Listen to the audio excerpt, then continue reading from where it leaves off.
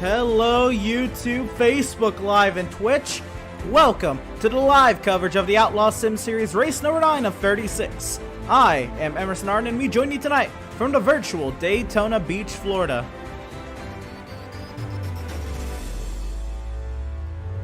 The World Center of Racing is what they call it, and opening in 1959, the first ever Daytona 500 was an iconic one.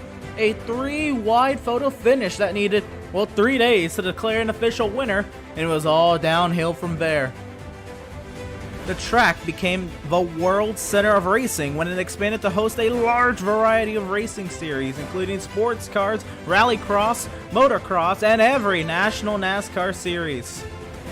Instead of the 3.57 mile or the 3.61 mile road courses or the 2.95 motorcycle course or the 0.8 or 0.71 mile rallycross courses, tonight we are on the high banks of the 2.5 mile tri-oval with the 650 horsepower beast fitted with restrictor plates. The high speeds, high banks, high intensity brings the threat of the big one, and these drivers are equipped with one fast repair, 120 heart-pounding, high-octane, action-packed racing. It's gonna get a little wild tonight. Let's get down to business. Practice underway, and it's been a busy one. We have a lot of pack practice going on in the practice session. 23 drivers, and you'll notice some names returning back to the series. And it's going to be a fun one tonight.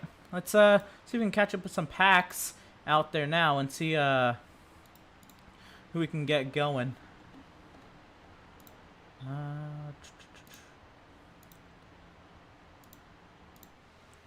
Oh. Well, there's a Max Service trying to enter the road course. Here's a little pack. Andrew St. Course actually losing touch with it. Anthony Pritchett back. Seth Berger on track. You'll notice a lot of pink liveries. Liveries. Wow, I'm struggling. A lot of pink liveries tonight. That is because we are in October. It's officially Breast Cancer Awareness Month. So this week's charity is Susan G. Komen, and we're deciding to change things up a little bit. No longer are we using the Cash App tag. Well, actually, that's still an option if you wish to donate there, but to kind of help influence that this is legitimate what we're trying to do, the Laps for Charity.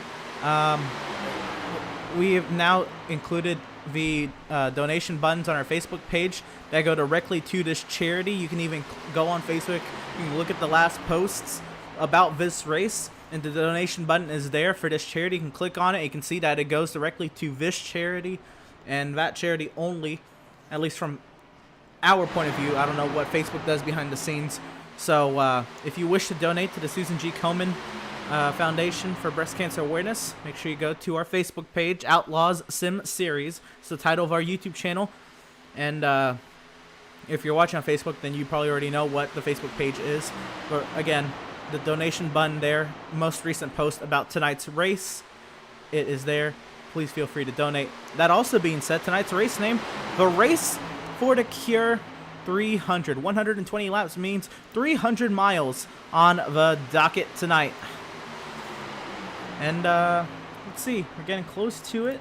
And I say it's very, the drivers you have tonight, I mean, it is insane. We have 24, one of these drivers tonight, that 88 of Joseph Cossey. Glad to have him back. This is going to be a big pack. So let's see. Joseph Cossey, you got a copy? Yes, sir.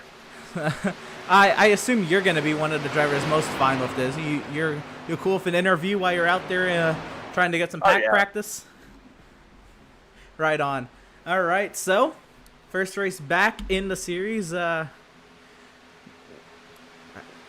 you been, I guess? I've been doing that elite, what you call it, Cup Series I've been in. It's been very, how should I say, it's been hard to race there. There are a lot of great drivers where I've been racing at, and they're very tough to beat. Yeah, totally, and I don't know if you know, but the competition in this league has definitely picked up. from where you left off with Malenko and Max Service. Now we've had 7 different winners in this young season. I don't know how much you've kept up with the league. I'm sure you kept up pretty well with it. But any shocks to you, just kind of heading into tonight, seeing how the landscape's been played out? I know most of that doesn't affect a plate track, but yeah, anything that sticks out to you coming into tonight? Not really much at all, to be honest. Just we're gonna try to keep the nose clean here all race long. Hopefully, we'll be there at the end. Right on. I was gonna say, so what's the plan? You're gonna go out aggressive? You gonna ride in the back, let them maybe cause a wreck first, or? I've been thinking about it. I've been thinking about if I want to just be out here because I got nothing to lose. For the first time for the first time all season, I have the I ratings on the scoring. I actually didn't mean to have them up. That's just kind of the settings I used for the 10-hour this past Saturday. But confirms you are the highest I rating in the lobby. Yeah, I mean, does that really play into any effect because it's a plate track? Maybe experience with you being in the draft, or does that all go out the window with all the updates and just the caliber of drivers in here? It's just you got to pick and choose your runs here. I mean, it's not gonna be easy. These cars don't suck up very well. It's gonna be quite it's not gonna be very clean. Let's put it that way. It's gonna be very rough and tough on edge. Right. I think a lot tonight you'll notice drivers dancing around in the draft, and why is that? How tough is it to handle these cars in the pack? It's just hard because of the air and everything, and then especially if you're the one pushing somebody, it makes it even harder. Right on. You think you can play a little spoiler, I guess, since you're no longer a full-time driver on the season? Hey, I'm gonna try. I want to. I definitely want to. Right on. Well, none other than... Because if I can't do it here, I'm definitely gonna do it at Chicago. Right on. We are ready for you to come dominate Chicagoland. But anyway, best luck to you tonight. Hope to be talking to you on the other side, and sure there'll be some caution periods. If you're towards the front, we might drag you on up then as well. All right. Definitely so. Right on. And that was Joseph Kiosi making his return, and he's working with the driver who beat him out in race 1, Tyler Markle, right behind him. Kiosi, of course, ran the first couple races this season. Oh, they're gonna wreck. There goes Tyler Markle making contact with Devin Smith, and they save it. Smith into Miz. Can they hold on back here? Miz into the wall. He's gonna reset. Wow, wow, wow. Oh, wow. Already the action, pumping up.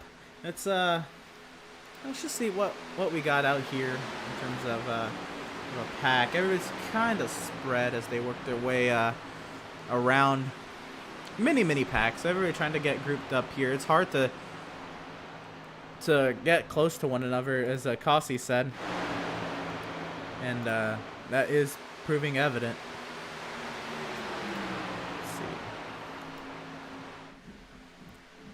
You can see all the manufacturers now. Most, in real NASCAR races, especially the Cup Series, manufacturers play a huge role into how the race outcome is, or how the race is ran in the middle of the pack. That is not going to be as much of an issue. You might see slight manufacturer alliances, but mostly you're just going to be dancing if you can find in a pack race like this, where it's all about slipstream and draft. Let's see.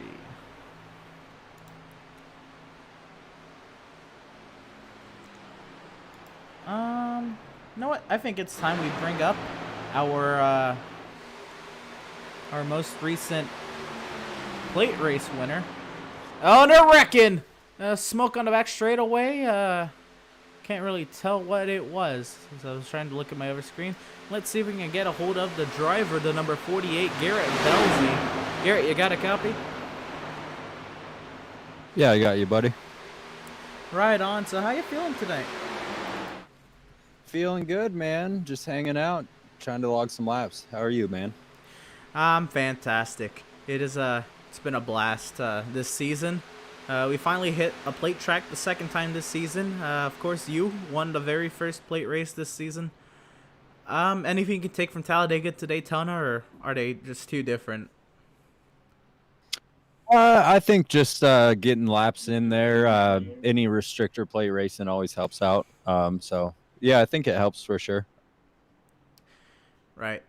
What's the game plan today? You're gonna ride in the middle of the pack, get up there, fight for the lead, or you're gonna be riding towards the back, playing it more cautiously. Uh, well, yeah. What's the game plan for this 48 Taco Bell car? My strategy that I kind of had for deck, kind of hang out at the back unless we get to the end of a fuel run. If we have a fuel run, then kind of push it up there, see where we can get. That way we stay up there with the main pack. Other than that, it's just staying out of trouble and having a good night, finding some partners to work with, or a couple or so. Right on. So how would you grade your first 8 races this season? I apologize if I asked you this before, but I don't think I have. But how would you I guess yeah, how would you assess yourself after these first 8 races? I'm still searching for some speed. I think we definitely got a little bit lucky with the Talladega win, but I'm just trying to definitely haven't made as many races as I would have liked to. So that's kind of the goal. Just try to make the rest of them throughout the rest of the season and get as many laps in as we can. Get a little bit faster. Right on. Any partners or alliances you have heading into tonight, or it's just dance with who you can find? I'm kind of a lone soldier. Just kind of dance with who I can find and just who seems like they're making the smart moves. Right on. So how do these cars handle in the draft? I think we're gonna see a lot of dancing in the pack. How do they handle to you in the driver's seat, and why do you think that is? I don't think the handling's a super big issue. I think it's really kind of the big thing is knowing where you're comfortable. You'll have some guys that like the top, some guys that like the bottom. For me, I kind of like the top side. But I think the big thing is just kind of watching guys trying to keep their nose clean um, in back in the pack and all that. I don't think that the handling package is too bad. I like it. All right, I guess would mean a lot. I think a lot of drivers are a little nervous to get out there, and maybe not as much because they know each other, but a little nervous to get into the middle of the pack and start duking it out, just because of how uneasy these cars can be, like in the pack in terms of holding a line. But I guess back to you. What's the go time lap for you? 5 to go, 10 to go, 15, 20.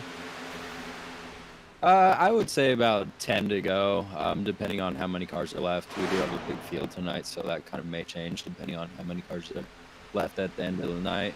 Um, one thing I do want to say about the draft, I have noticed that the cars are a little bit harder to pick up on as far as the draft goes. So it will be easy to lose the draft tonight, so that should be interesting. I was gonna say, we had just had Talladega official week last week, and yeah, if you decide to run at the back of the pack, you really had to flat foot it to stay with it. If you were about 8 tenths, 9 tenths out the update, um, why do you think that is? And do you think it's maybe just these Xfinity cars, or do you think the service as a whole kind of updated the slipstream? I think iRacing definitely updated the restrictor plate package a little bit. So um, should be interesting tonight to see how different that is compared to who ran up front at Talladega. Right on. Well, congratulations. Wow. But best of luck to you tonight in your run here at Daytona. Maybe try to make it a couple plate races in your back pocket. And hopefully we're talking to you on the other side of this. Thanks, buddy. Have a good one up there. You too, man. Have a blast down there. and that was Garrett Velzy, driver of the number 48. And I have to say, another name returning to the series. Usually in the 79 car, was not able to get that number locked in for tonight. Though it's definitely available. It's mostly on my part why he didn't. But you see him there trying to, I guess, take an alternate road course route. Anthony, you got a copy? 10-4, buddy. All right, what's poppin'? What brings you back?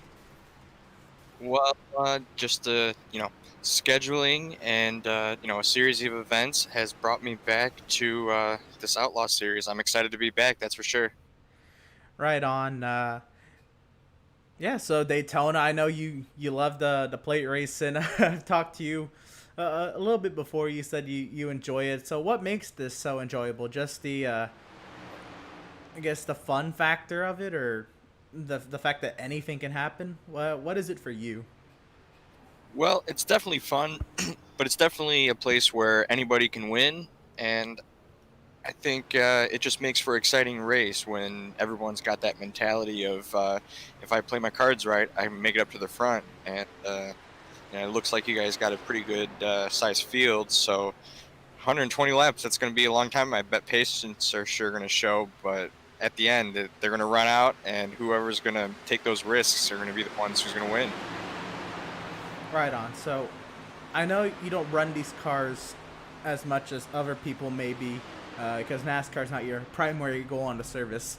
But I don't know if you've ran them recently in pack racing, but how do you feel these cars handle in the draft? I think a lot of people say that these are hard to kind of hold a line in the middle of a pack just because of all the air. But what do you feel, and why do you think it handles one way or another? Yeah, it's definitely a beast, especially the farther back in the pack you are. It's been a while for me. I just ran a few laps now in practice, and it's definitely more squirrely the farther you get back. You get a good run on the guys, but you can't run anybody over in these. You can bump a little bit, but not too much. And someone will definitely tell you if it's too much. So it's going to be challenging, that's for sure. Patience, patience. How aggressive are you going to be? As you're just talking about patience, are you going to be in the pack battling it out for the lead? Are you going to ride towards the back of the pack, or are some factors going to have to play into a way you attack this race? Well, we'll see how qualifying goes. I think that kind of is up to whoever can just put down a smooth lap, and we'll see. If I'm in the middle to the back, I've got to be patient, like you're saying. But if you're up at the front, it's kind of hard to be patient because you don't want to get ran over by anybody. And so yeah, we got to see what qualifying looks like. Right on. Yeah. What is what's a good goal tonight? Is it just come here and win just because anything can happen, or a top 10 would be satisfactory for you? What's a goal for you? 0x. No, but kind of kidding aside, I'm kind of serious about just be clean and survive. If I can survive, I think that's gonna result in a good race. Whether I'm running at the front or the back during the middle of the race or whatever, if I can just stay clean, which it's Daytona though, that'll be hard to do. Right on. And then a 25 car pack at a plate track. What's going through your mind? Don't be the one to cause the big one. Yeah, that will be a lot of mad, angry faces in the Facebook chat. Yeah, I don't need any veteran outlaws getting mad at me. All right on. So best luck to you tonight. Let's see how it plays out, and yeah, hopefully we're talking to you on the other side of this. It should be good. All right, man. Thank you. Yes, sir. And that was Anthony Pritchett, driver of the number 21 tonight. Normally he's driver of the number 79. Another driver, let's see if we can get a hold of him. Driver of the number 13, Doug Solms. How are you? I'm not too bad. Yourself, thank you. I'm all right, living the dream. I'm here. I'm ready to broadcast a plate race, man. What is it about these plate tracks and iRacing? They're a lot of fun. Unpredictable. Yeah. You never know what's going to happen. I think a little birdie told me that you just won a plate track league race this past weekend. So how much more confidence does that give you heading into tonight at Daytona, or does it really, because it's two different games? Well, two different tracks, yeah, but it gives you a lot of confidence coming off of a win. I feel good about it, and hopefully I can do the same thing here. Right on. So what's your plan? Are you going to be riding towards the back of the pack up there, mixing it up, getting aggressive, or a little mix of both, or are some factors going to come in and force that? I think I'll start out in the back, see what happens. But after my win there, I rode up with the pack quite a bit. I think I can do it again. Right on. What did you learn a few weeks ago when we did Talladega, and what do you think you can apply here at Daytona, especially with what we're looking at, 26 cars in the pack tonight? Hold my line the best I can, and just try not to get caught up in the big one. Right on. So the handling of these cars in the pack is going to be a big thing. I think some people think these cars dance around a lot. What do you think? And if they do, why do you think that is? Oh, I agree. They do dance because the air's all over the place. It's coming off of every which way, and you get loose, you get tight, you get loose, and there you go. Yeah, I agree. I think iRacing made an overhaul to the draft this last update, where I think it's a little harder to really get the draft off of somebody. So if you're towards the back of the pack, it's a little tougher to draft back up and stay in that draft. That being said, you did you run any Talladega official races last week? I did, yes. I did not fare very well. Oh no. Well, Yeah, you're sitting 10th on the chart. I'm assuming that was in a draft. How was the draft practice? It felt really good, but there was only 6 of us there running together, so it'll be interesting to see. There's a big field here tonight, so it'll be interesting to see. I foresee a lot of 3 wide coming up here tonight. Oh man, this track is narrow. All right, one last question. What's your goal for tonight? You know, a top 10, a win, get out of here without wrecking the car. What's the goal? My goal is a top 10, but a win would definitely be the cherry on the cake there, and I'd really like to keep my car clean. Right on. Well, best of luck to you tonight. Looking pretty good just from practice. See if you can get up there and mix it up during the race, and hopefully we're talking to you on the other side of this. All right, well, thank you very much. Right on. And that was driver the number 13, Doug Solms. And oh wow, I have not pulled up the chat tonight. So apologies there. Let me see if I can get that going. Actually, I'll get that going in a little break. Before that, once again, make sure tonight our Lapture charity. Our charity this week is the Susan G. Komen Charity for Breast Cancer Research, and we're doing this a little differently because the Cash App tag maybe isn't as professional and legitimate to some people, and that's okay. So what we're doing this week, from now on, is we're gonna have the donate button on our Facebook page on the most recent posts about the race this week. And that donate button will go directly to that charity. You can go on the post, you can click on it, you can see it goes straight to that charity, and only that charity, in terms on our end at least. We have no idea what Facebook would do behind the scenes, but to kind of help out and hopefully encourage people to donate to them more. Obviously, now that being said, we can't advertise what dollar amount was donated to it necessarily, unless I think Facebook actually has a metric for that. But anyway, it's October, Breast Cancer Awareness Month. It would be amazing if you are able to financially and physically donate to the Susan G. Komen Research for Breast Cancer Awareness Charity. That would be a wonderful thing. I'm sure many patients dealing with breast cancer awareness would benefit greatly from it. And of course, we're doing this to try to get more charities into the spotlight and get them the recognition they deserve and need in such a weird time. I really can't say anything other than it's very, very weird what we're going through, and it's just not the same. They need to be brought to the spotlight more, and we're hoping to help out with that as much as we can. So of course, if you want to donate to the Susan G. Komen Foundation this week, go to our Facebook page, Outlaws Sim Series, and on there, on the most recent post about tonight's race, you'll see the donate button, and you can donate straight to the charity from there, and we hope that you're able to contribute to them. That being said, I'm going to fix a couple things up here up top before we get to racing. Tonight, we're going to have 10 minutes of qualifying. Not sure if they're all going to be used. We'll see what happens, though. We'll be back on the far side of the break.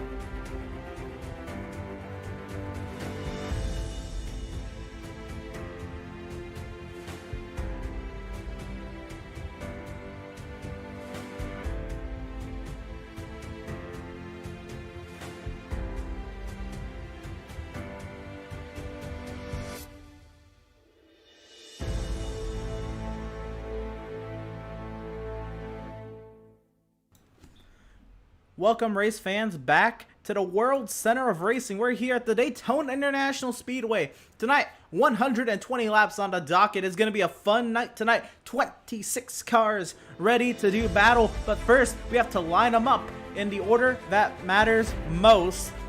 Qualifying underway on the banks of this 2.5 mile facility.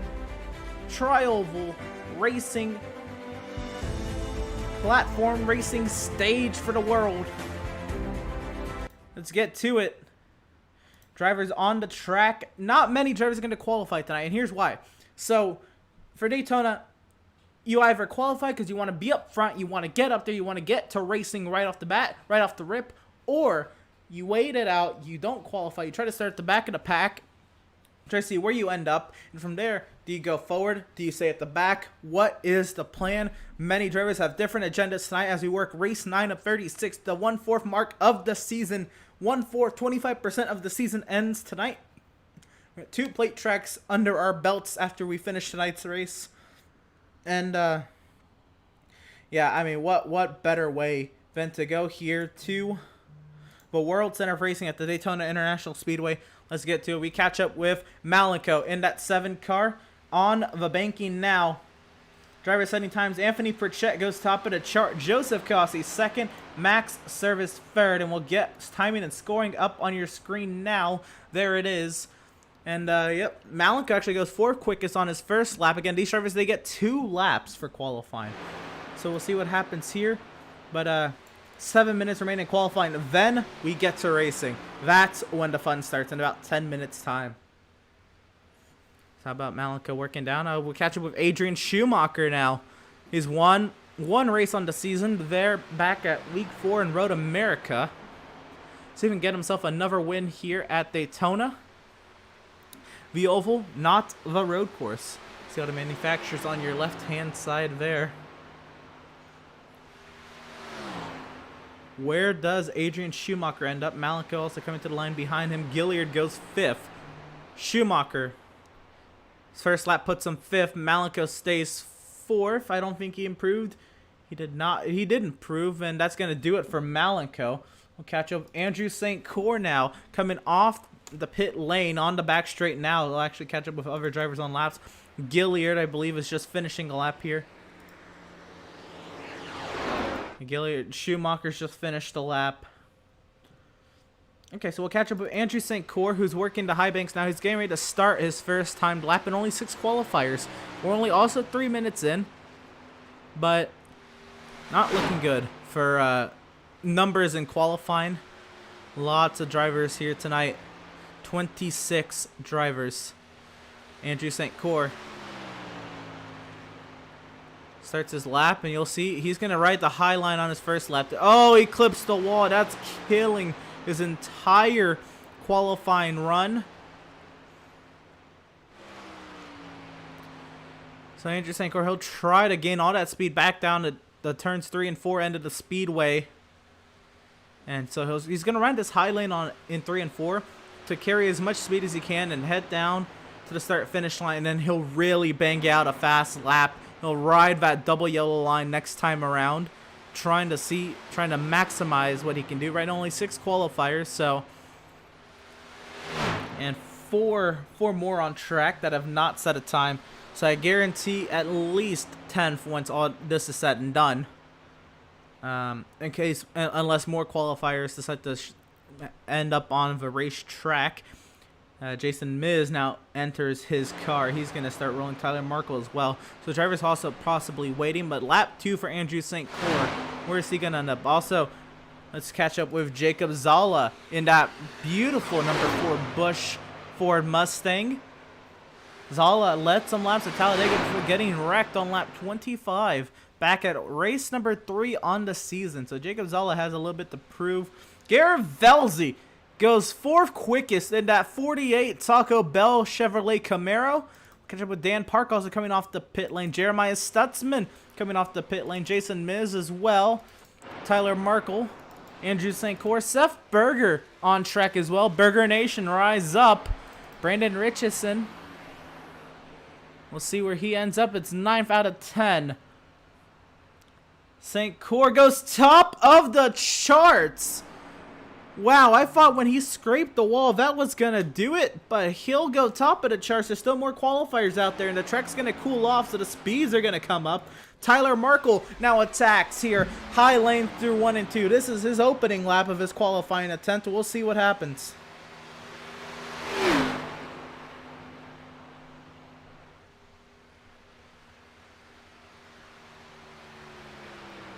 Tyler Markle down the back straightaway. He's coming around, and he'll start his second lap, and that's what's really going to matter.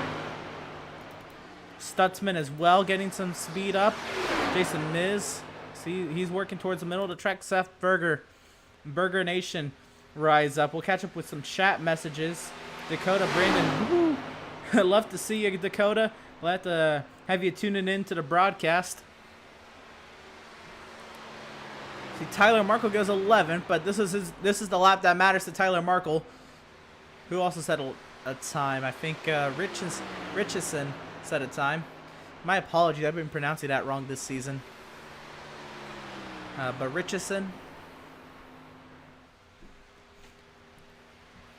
Berger goes 13th, Stutzman 14th, but this next time around is what really matters to these drivers.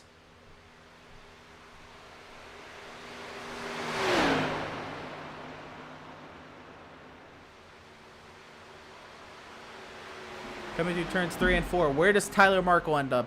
Seth Berger, Jeremiah Stutzman, Brandon Richardson.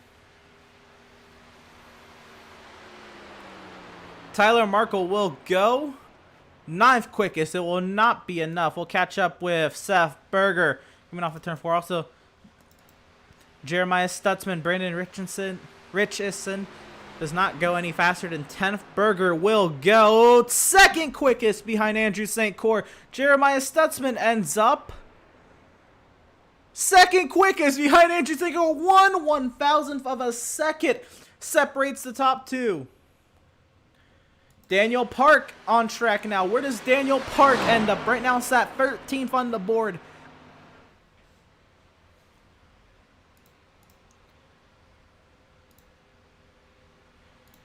Here he comes through the tri-oval. Mark Berger. Burger Nation goes 77. Yes, indeed. Daniel Park in that Raise Energy number 1. He will go.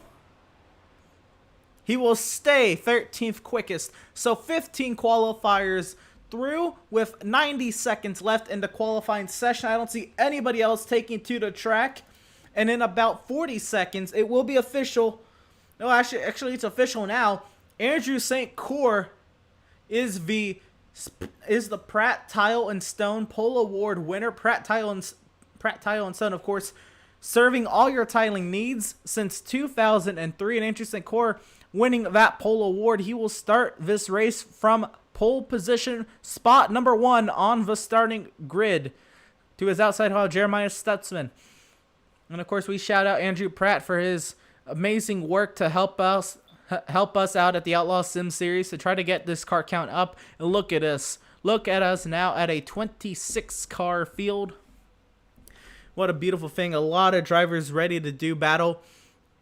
At the Daytona International Speedway, there was Gatorade Victory Lane, where one driver will end up tonight. One of these 26 drivers will win this race. But who will it be? We'll be right back with one short break, and we'll get through our starting lineup and ready to race here in just a moment. Don't go away. This is the Outlaw Sim Series, the Race for the Cure 300 from the Daytona International Speedway.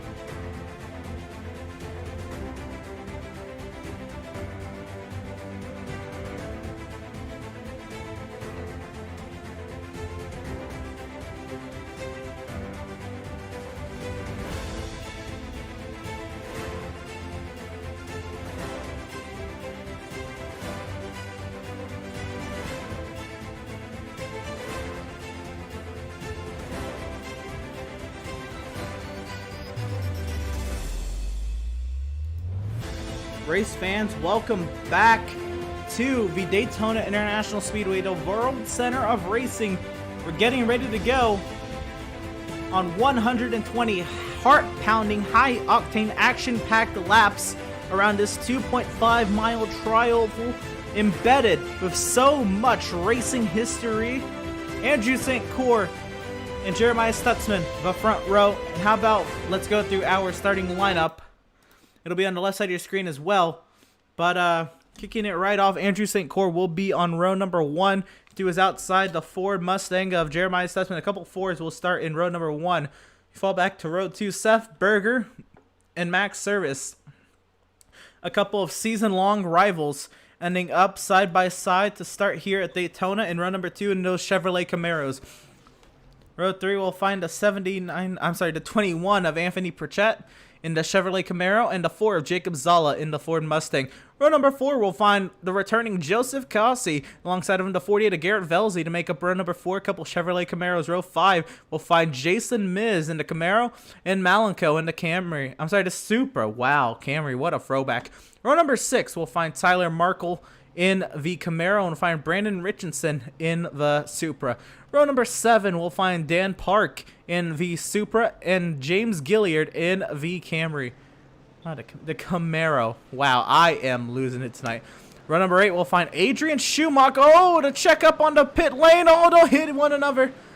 Adrian Schumacher will be in row number 8 to the inside in the Supra, and Andrew Pratt to his outside. Row number 9 will find Kyle Lingerfeld in the Supra and Eric Peck in the Mustang.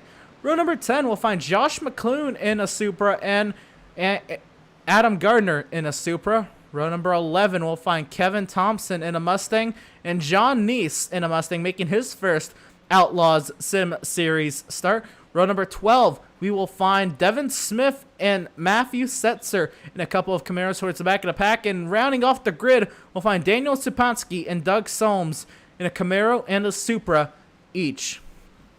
So as the field heads their way down the back straightaway for the final time before we get to racing here tonight, Andrew St. Cyr, Jeremiah Stutzman, the front row.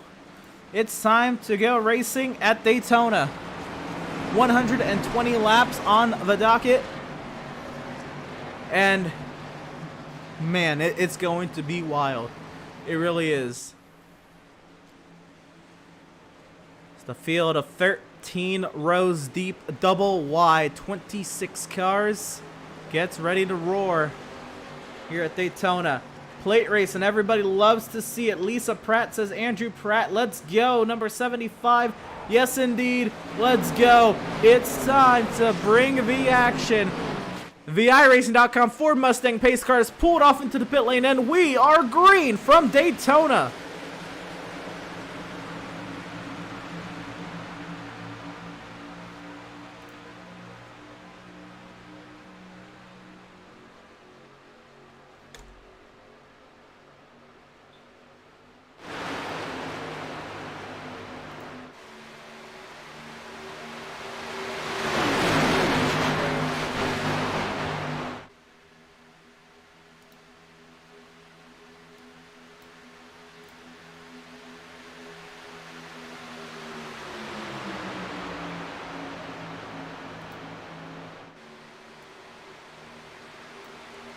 Coming through turns 3 and 4 for the first time tonight under green flag conditions. Andrew St. Cyr to the race lead with a push from Seth Berger up out in front. Double wide behind them, Pritchett and Stutzman make up 3rd and 4th. Double wide, you see the pack spreading out towards the back of the pack. It's 120 laps, 300 miles.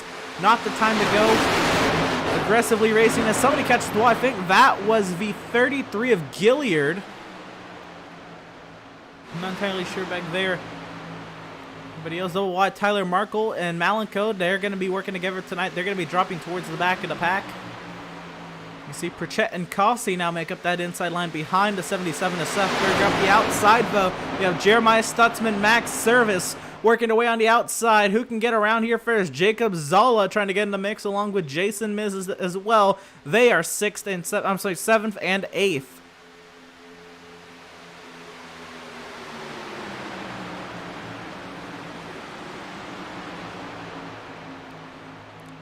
Three laps in now.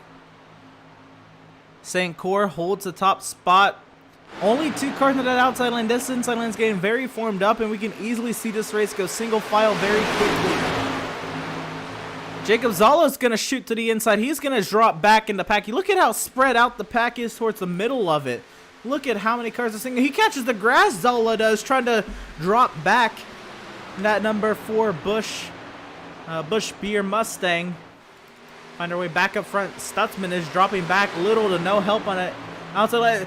And Max Service left him. Service has already dropped to the inside. Stutzman falls back to the 48 of Velzy, who won Talladega, the last restrictor play race. And Adrian Schumacher, big lag time there coming through the tri-oval.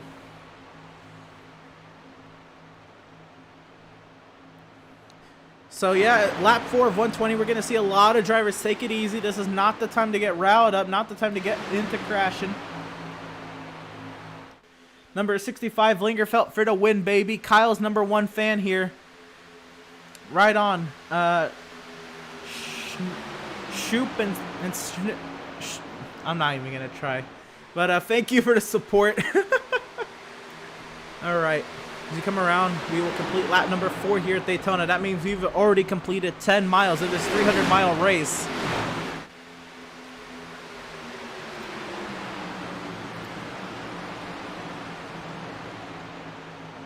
Oh! Look at Seth Berger. He's going to come out to the outside lane. Now 5 cars lined up on the outside lane. Pushed by Joseph Cossi in second car in that outside lane. And now we're talking. Now we're going to get some racing up front right off the rip.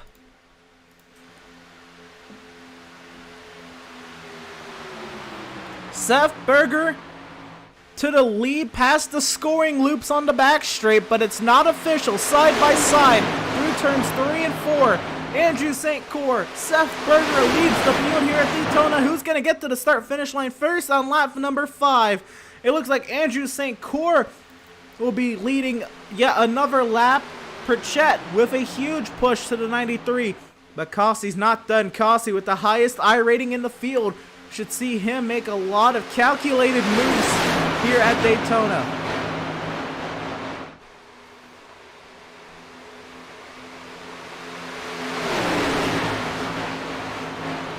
How about Max Service dropping as the pack starts to get riled up? Pritchett, huge push to the back in the 93. Pritchett wants to stay up front on that inside lane there in 3rd. He knows he can trust the 93 right now. Another thing is you don't want to push for too long. There's no rule against it like there is in the real NASCAR Xfinity Series, but what there is engine temps. You can blow an engine if you're tucked up under the back bumper of somebody for far too long. Seth Berger roars back with the momentum on the outside lane as they head down into turn number 1. Joseph Cossi trying to give a big old push to the 77. How about Jeremiah Stutzman trying to follow suit? Velzy and Schumacher handcuff up high.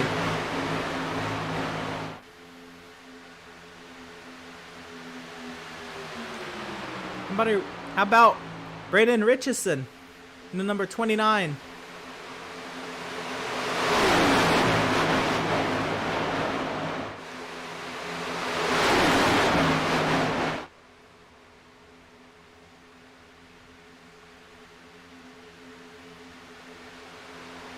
And Seth Berger is going to lead his first lap tonight as we start lap number 7.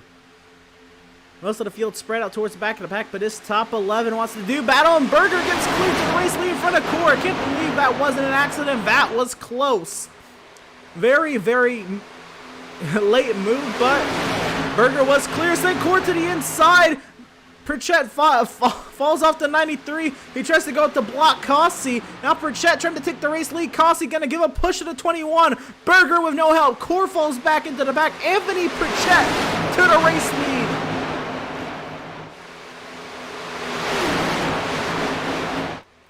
AJ Pritchett now leads at Daytona. In his first laps led in the Outlaws Sim Series, unless Joseph Cossi with the push from Jeremiah Stutzman can get there and disrupt it. No, Pritchett got the lap led, but here comes Cossi now with Stutzman into turn 1. Now Cossi with the big push, and Stutzman's a trustworthy pusher. 2 of the highest I ratings in the field, up on that outside lane. Not the 2 highest, but 2 of the highest. Velzy and Schumacher getting a great kick out of this as they move up the running order. Velzy 6th, Schumacher 8th.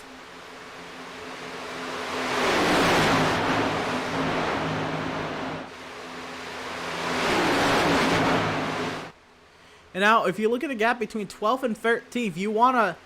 This is where, if you're the backpack, leading the back of the pack... Sorry, leading the second half of this pack, you want to be really full throttle here, because you risk now losing that lead draft, and that lead draft is oh so important. For whatever reason, we stay green all 120 laps. Your chance to win this race will fade away if you lose that lead draft. And right now, Andrew St. Cyr, look at the muscle he has to put on. He is the car in between two packs of cars. He is doing all the work, trying to toe the 7 of Malenko, who finally decides to give him some help, but isn't too little too late. There's 8/10 of a second separating the two packs. Now Garrett Velzy falls to the back of the pack as Seth Berger takes the race lead. Jason Miz back up front. Pritchett, Miz, and Rich Eisen up front and in 4th, trying to give a big push to the 21 of Pritchett. Pritchett falls back, though. He has the push from Joseph Costi. I'm sorry, Rich Eisen back in 3rd now. They're going to try to get lined up here. It's about that time where it's time to file into line, except Miz wants to go for the lead. Rich Eisen there in 3rd.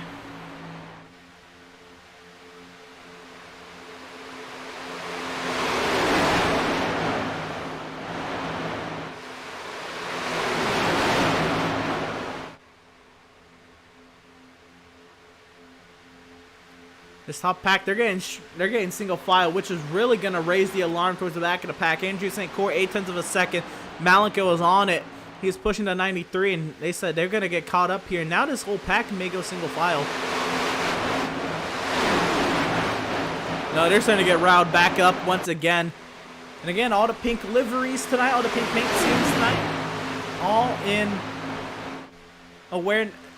in spite of Breast Cancer Awareness Month in this October. See Adam Gardner on the outside making a run there in 7th position. Gardner's here to play. He's getting a push from Cossey and pushing Pritchett. And Jason Miz going for the race lead against Seth Berger. Miz has James Gilliard behind him.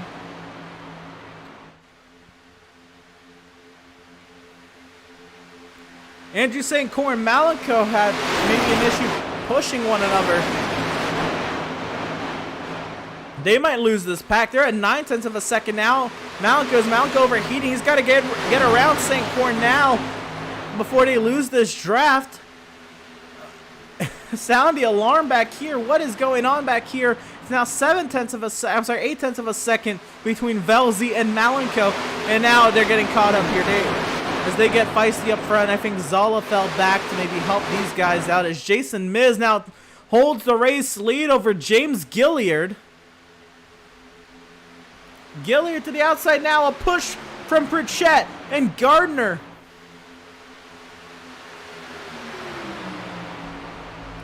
James Gilliard to the point with a push from Pritchett. Miz fights back up the inside, a big push from Seth Berger.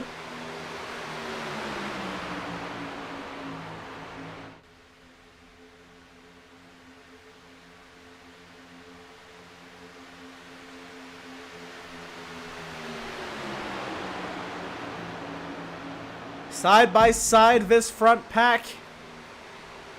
5 rows deep. Actually falls back to 4 rows deep. They're getting feisty towards the back of the pack. They really have to figure out what's going on back here. Now Dan Park, Andrew St. Cyr are separated by 9/10 of a second.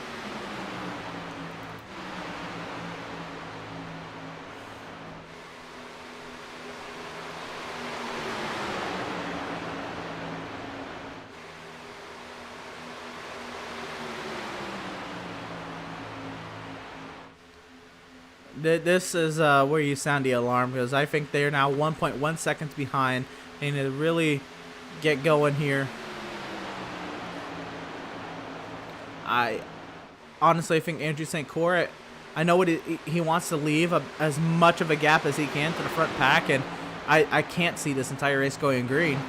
But they're losing this lead draft. They lose the chance to win this race if they don't start getting on it. And now it's dropped down to 0.8 of a second. Now looks like somebody's doing something about it. Jason Miz up front.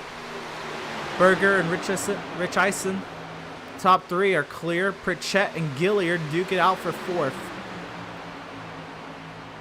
Jason Miz from the race lead. He's going to drop back and into the back of the pack. Here comes Gilliard. Rich Eisen with the push on the 77. Gilliard with the push from Pritchett. Devin Smith into the mix in that 95.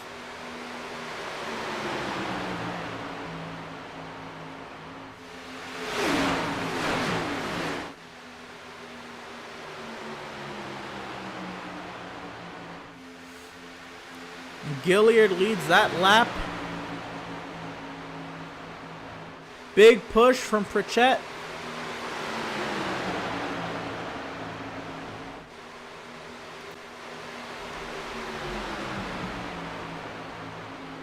Now, oh, there's smoke in the back. That was lag, I believe. And Gilliard's clear. Pritchett, big push from Gardner. Zala follows as well.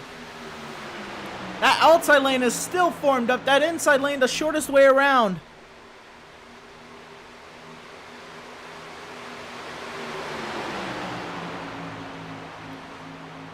Double wide to the start-finish line. 17 laps in, and it's going to be Gilliard that time by the start-finish line.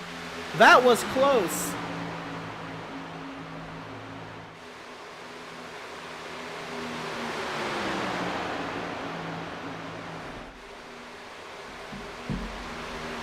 As Gilliard now clears the pack, Berger as well, Rich Eisen there in 3rd.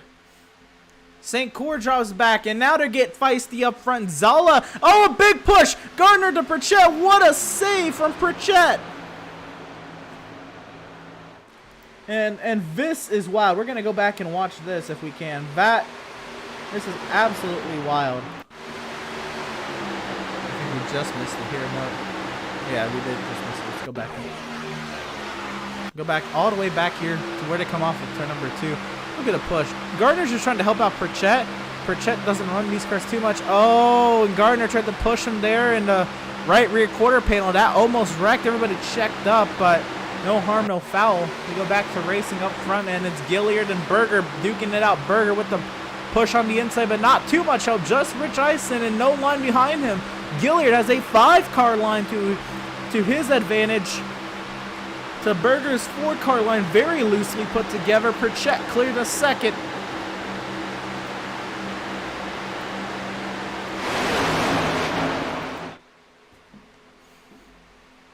And look at how strung out this pack is.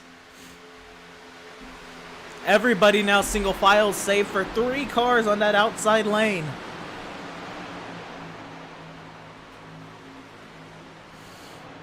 Kossi not sure what he wants. I'm sorry, that's Rich Eisen. Not sure what he wants to do. If he wants to stay behind the 77 or try to make that outside lane work.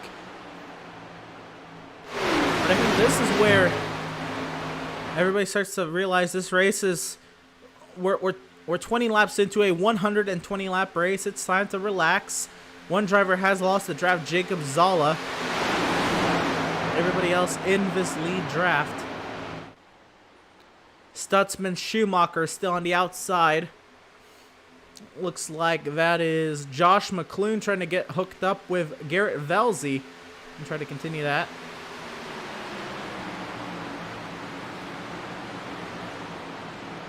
And now Pritchett, with no help, is trying to get around Gilliard. He's going to get help from Stutzman. Stutzman, what is he going to do? Pritchett with the block.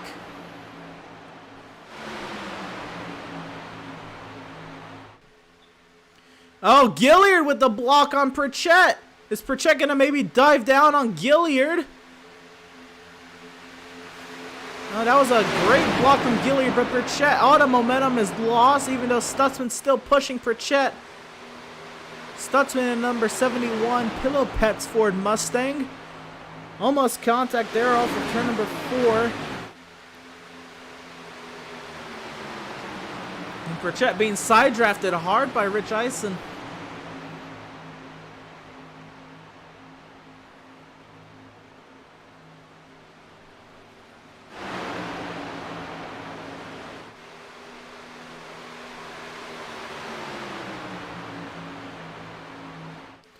Adam Gardner looks like he's dropping back at least behind Devin Smith. We'll see how much further back he goes. This top 6, now they seem to get very spread out. Pritchett losing steam, even though Stutzman's tucked up behind that Jack Daniels number 21.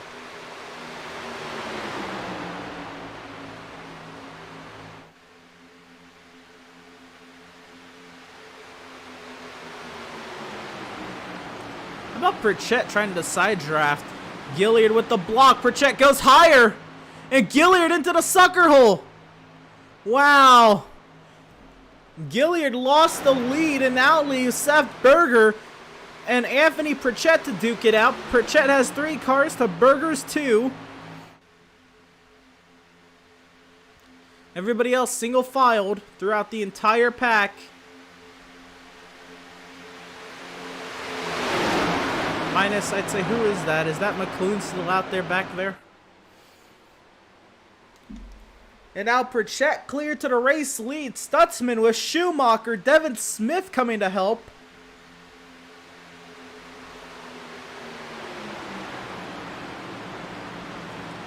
Pritchett leads. Schumacher pushing Stutzman on the outside.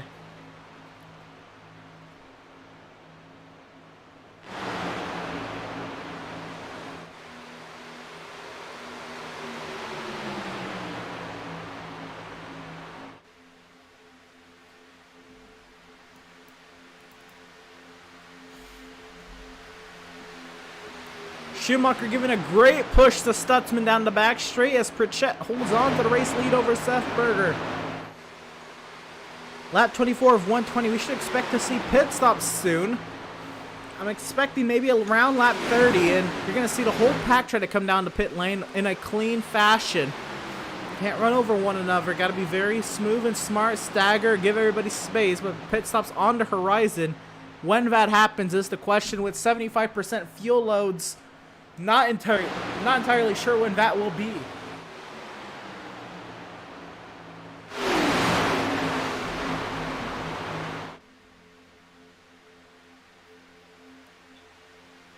Everybody single file now down that back straight. Stutzman and Schumacher still fight hard on the outside, and not really anybody else. You see Gardner and Velzy and McClune, maybe they're working something out back there, but Anthony Pritchett continues to log laps in the top spot here at Daytona. After not running almost all season, actually, I don't think he ran at all this season. He just ran preseason races. Anthony Pritchett comes here, race number 9 on the season, and leads big.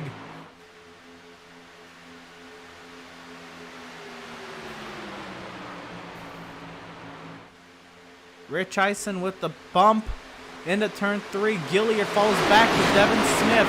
Stutzman, Schumacher, they can get clear in line here if they want. Schumacher looks like he wants to get down. He's leaving the space for Stutzman. Stutzman doesn't want to go down. Now Gilliard's going to find help in Stutzman. Stutzman now, he drags Gilliard up and Stutzman goes down. Gilliard finds his way in line, and now we're all single file except Garrett Velzy and Adam Gardner are pushing. Gilliard says, I see that momentum. I want to go with it.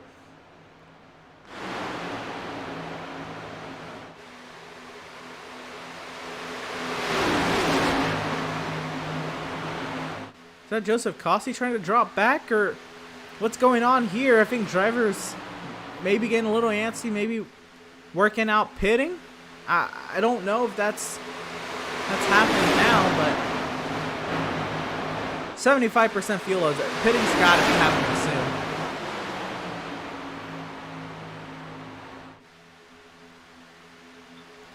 Nobody yet, but I almost assure you the conversations are being had in the Discord and in the chat. To go green right off the rip, and work our way to our first round of green flag pit stop. Says a lot about this brand new league to iRacing, but not brand new league to the league racing scene. Pritchett goes up to block.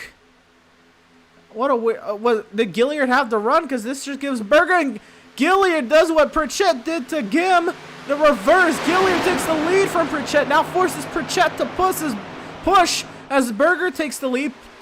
Rich Eisen having trouble in 3 and 4, slamming the apron. Nobody to pit lane yet, but Pritchett, you know what? Maybe Pritchett had to do this to save fuel. He's led the most laps so far. He's used the most fuel so far. If he's going to pit with this pack, he's got to save a little bit.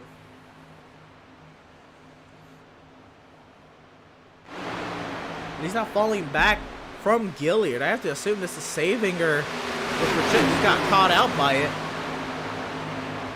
But Pritchett getting a push from Velzy. They fall back to Ave. Seth, Burger Nation rise up. They're up front.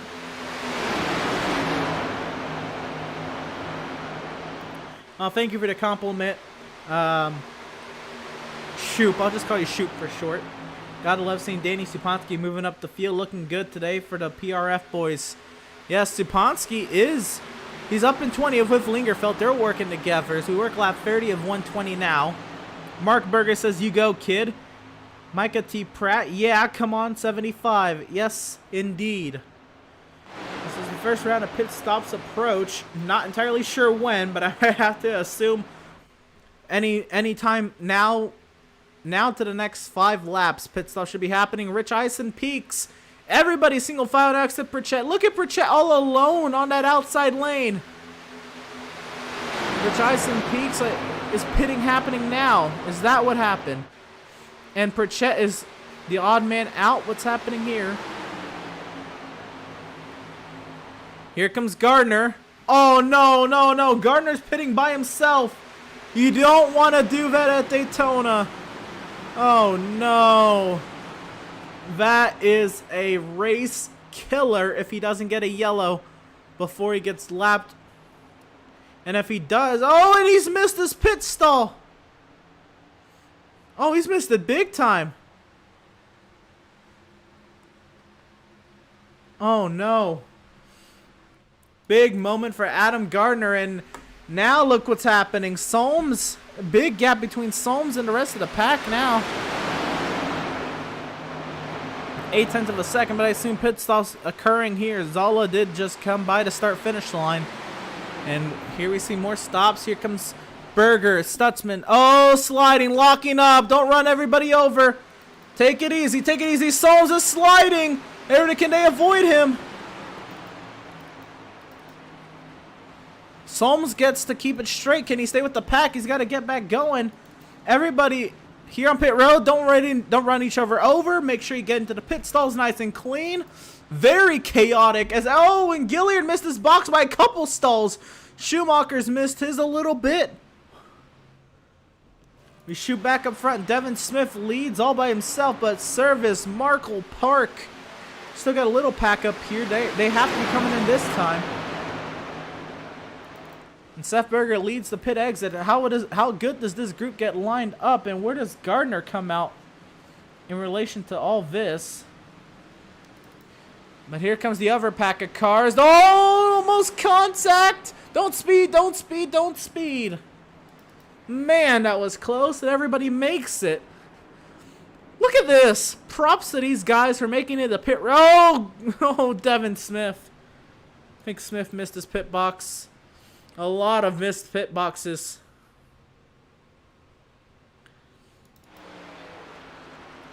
Where's Adam Gardner come out in relation to this? Gardner catches the tail end of the draft. Good for him.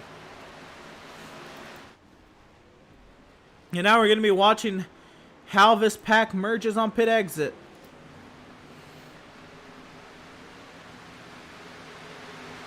Service, Dan Park lead. We'll be racing on pit exit. Seth Berger leads the pack on track.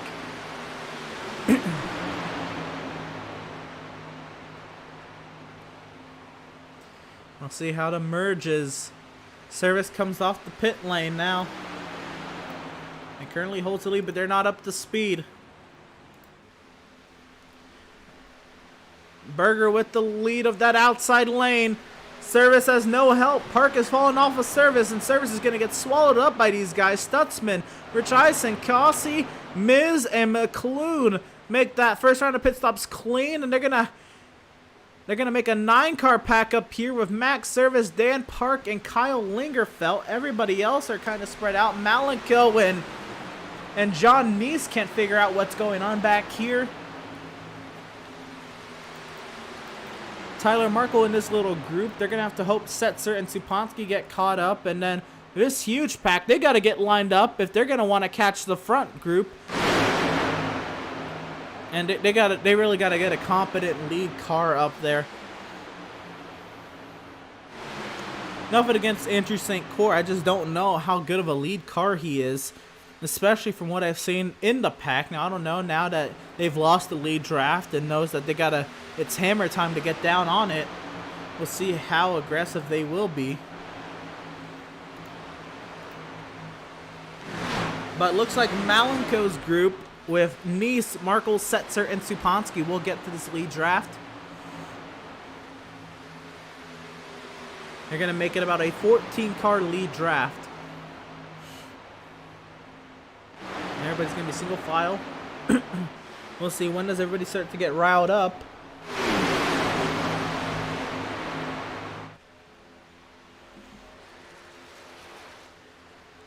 Well, everybody knows the tail through the top 14, and then the next pack of 15th through 23rd are lined up. Gilliard missing the box by that much, and Solm spinning on pit entry.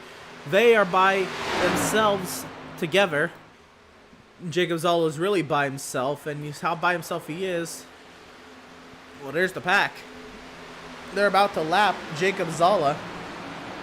And he's not out of it. As long as he stays one lap down and the caution comes out, you know, the threat of a caution is always imminent at a plate track.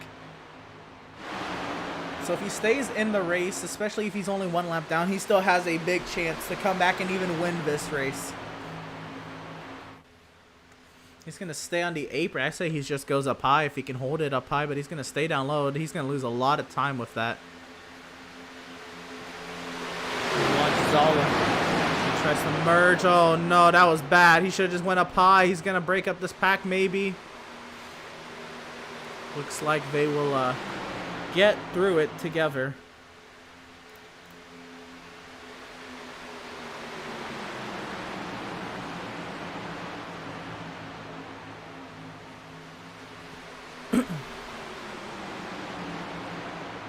So as we work lap 37 of 120, Rich Eisen pushes Seth Berger in. It's really calm up here. This is tough. Now I guess the next thing is to see what the gap is back here. Anthony Pritchett's back here. I can't believe Pritchett ended up back here, but you know what? Pritchett, this is huge. You think of Anthony Pritchett leading this race. And then, a questionable block. He goes up and blocks James Gilliard.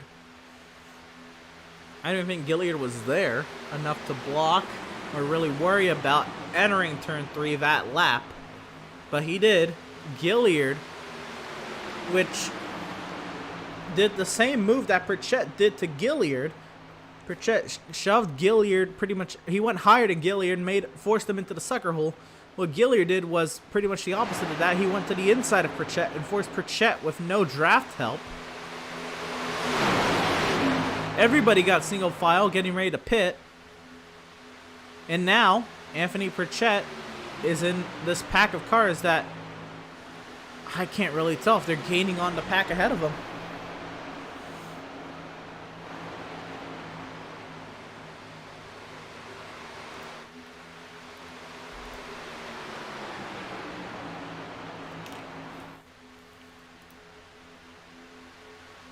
Wow. I don't know about that one.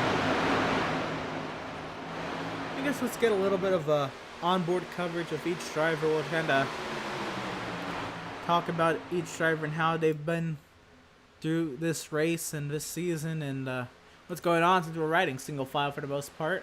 Just kind of waiting for things to pick up.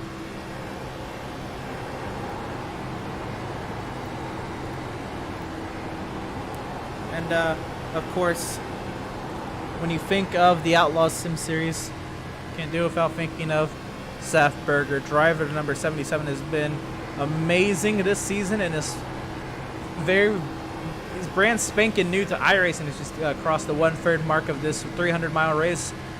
Next time by the start-finish line, 100 miles complete at the World Center of Racing.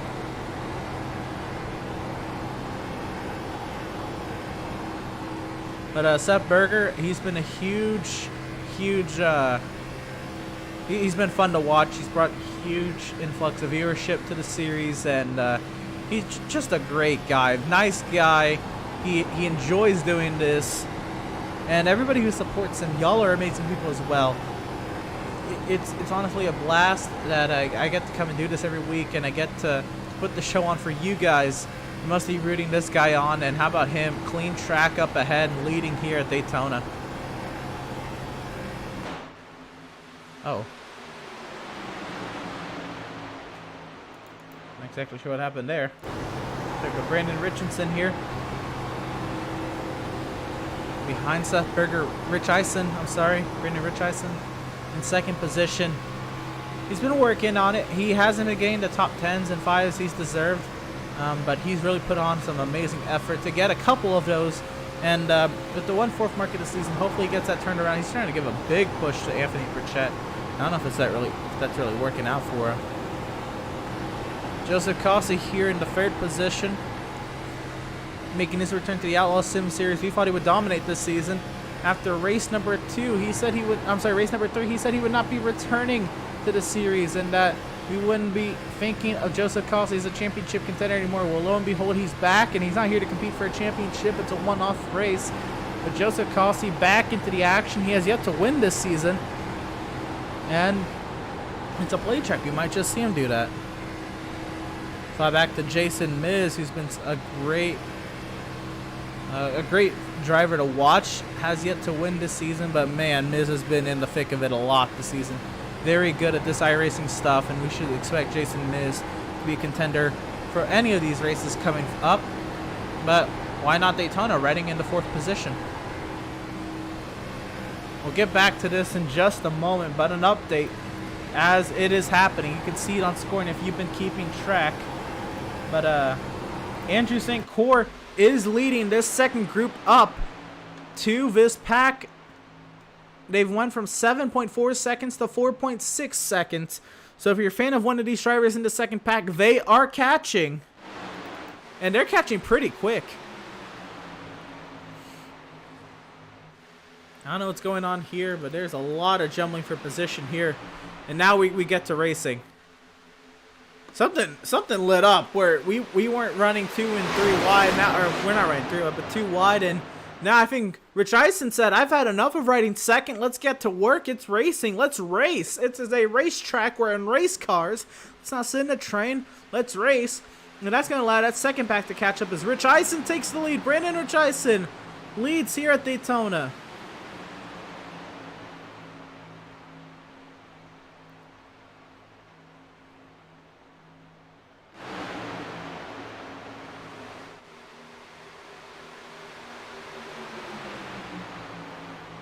Jeremiah Stutzman up high. A push from John Neese in his first Outlaws Sim Series start. And Neese, a blink. Can he stay in the session? Matthew Setzer is well up here. Daniel Supansky into the mix. Kyle Lingerfeld. What a whole group of guys. We expected those guys to be together. Look at him pushing Jeremiah Stutzman to the race lead. That second group of cars, they are coming.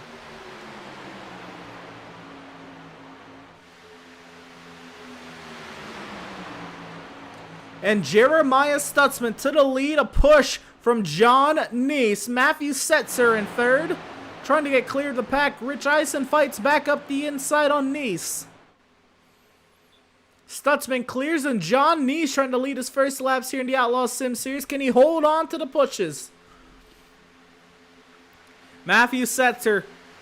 And a caution on the speedway. Oh no. Doug Solms. Oh, is upside down. Oh no. What happened?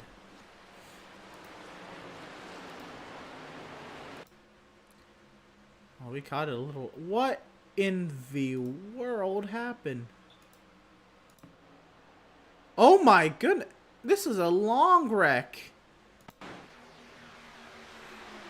You go into turn 3. Soames hits the apron. And Gilliard. Oh no. Oh my goodness. Oh. Oh my goodness. Huge accident in turn 4. Only 2 cars, but big accident. Those are. Wow. I haven't seen physics like that in so long. Oh my goodness.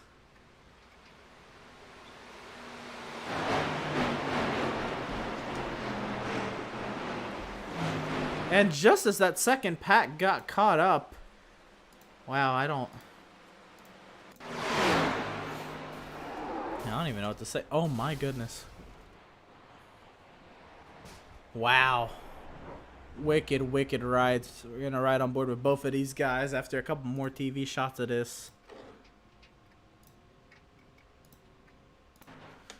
They're just running down the back straight away, pushing one another. I think slipstreaming off one another. Gilliard, no intent by this at all.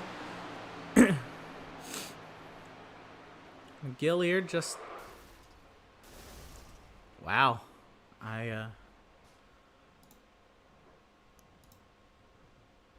Wow. I don't know what to say. The drivers hit the pit lane. Oh, this is not what I meant at all. Push this ride. Wow.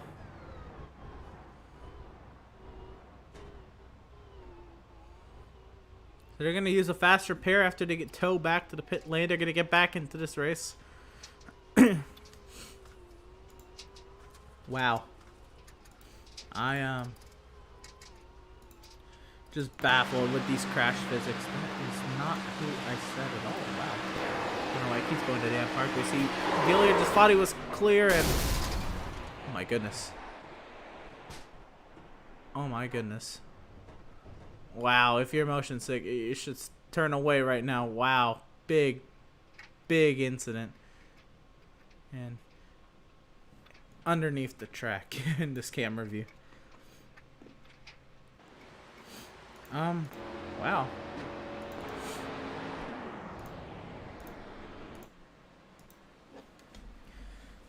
Let's see. Wow. Wow. I don't even know what to say.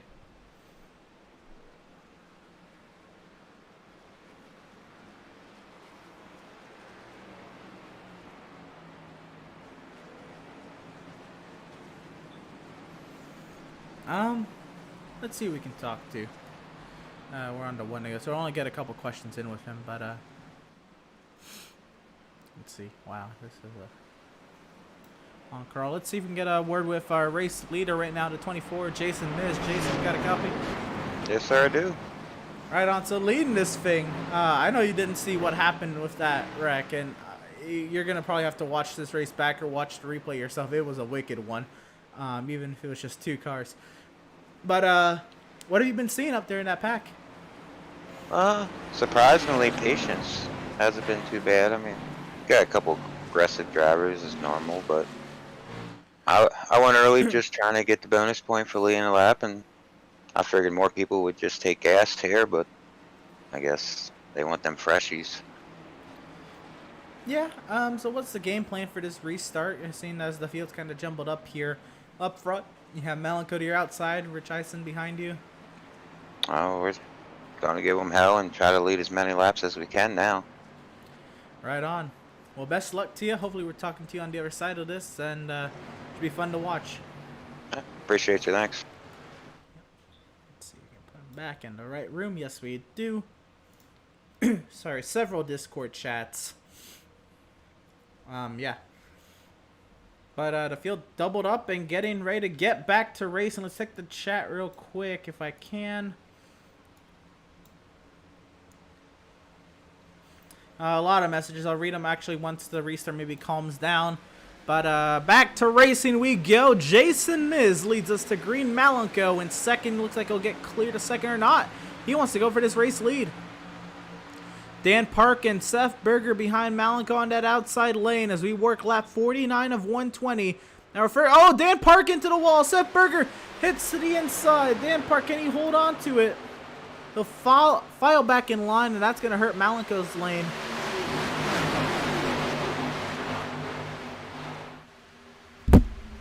Oh, I am so sorry about that.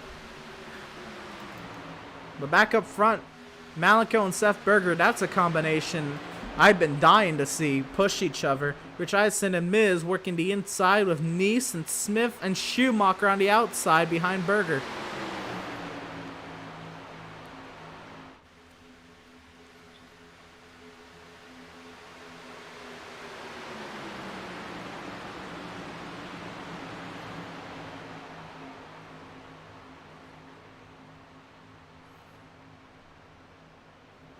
Double wide into turn one. Malenko now has the car count in his lane. The 29 staying loyal to Miz. Looks like Tyler Merkel is going to drop back in the pack. Jacob Zala did get his lap back from that caution period, but the 7 of Malenko will clear 2v race lead. 77 to Seth Berger now. His help from the 82 of Schumacher falls back. The 29 stays behind the 24. These top three, they're going to stay nose to tail. Oh, the 29 under the double yellow line through the tri-oval. He worked lap 51 of 120.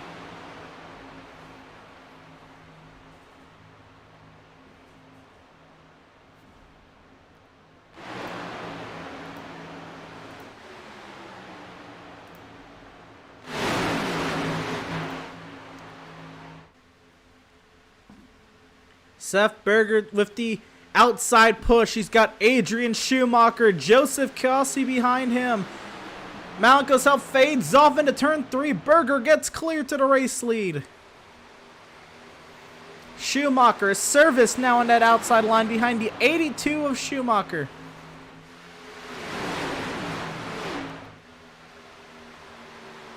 Pritchett up there as well. Pritchett back into the mix. A lot of aggressive drivers up here. It's going to be a fun sight as we approach the halfway mark in about 8 laps. We'll reach the halfway mark. Look at the chat real quick. You go, kid. Number 77. Clean Air is the best. Oh, a lot of drivers dropping back. Malenko, Miz. I believe that's the one. A Park dropping back as well as the 82 of Adrian Schumacher gets to the race lead. A big push from Joseph Kelsey comes down, blocks right in front of Max Service. Wow, what a block. Should have dropped a little sooner to maybe calm people's heart rates, but it's kind of what you have to do. And now Joseph Kelsey to the outside, very little push, but Pritchett wants to go to the outside of Kelsey. Kelsey's been so loyal to this outside lane, and he's not going to let it happen.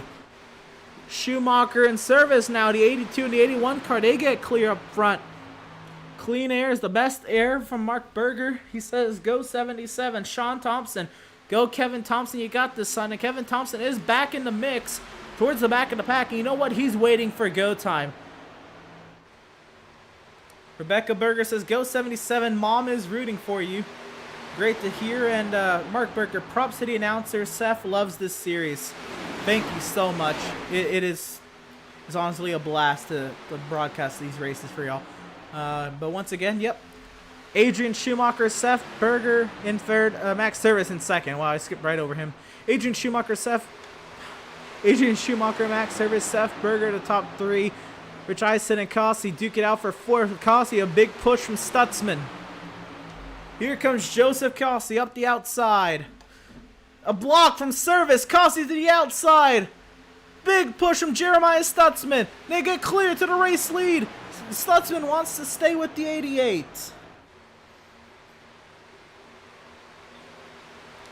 Anthony Pritchett falls back.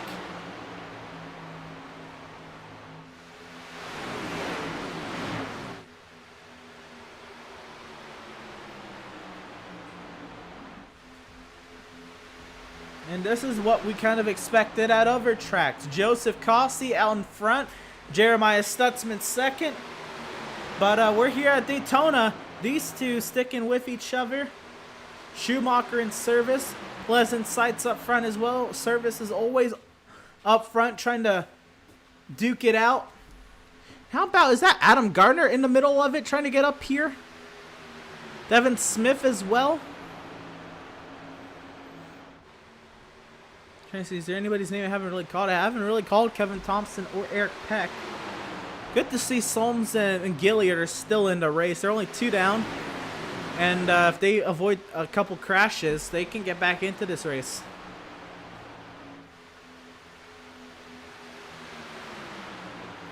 But wow, a lot of patience from this Outlaws Sim Series field. I expected some, but I didn't expect the entire field to go single file this much.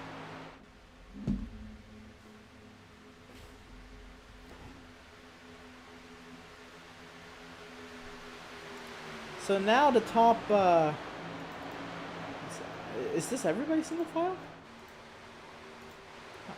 So many people single file. I think we have a good chunk. We got some double wide back here as Dan Park and Gilly are trying to work their way in line. But most of this pack is single file once again. St. Croix back there, and I think Setzer was stuck on the outside. Or Supansky, one of them. And Supansky stuck on the outside back there. So we're trying to get single file once again. Gotta bide our time, wait for the next pit cycle. So pit stops. This gets interesting.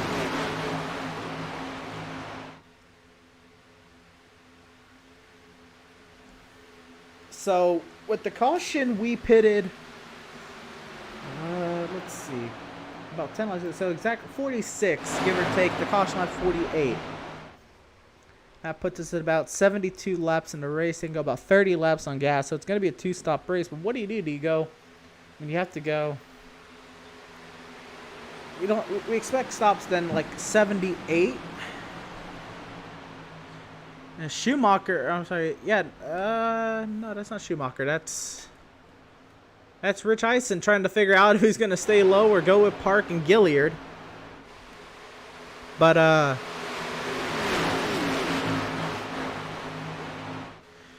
yeah, we see on the outside, those two nose to tail. We should expect pit stops in about 20 laps now.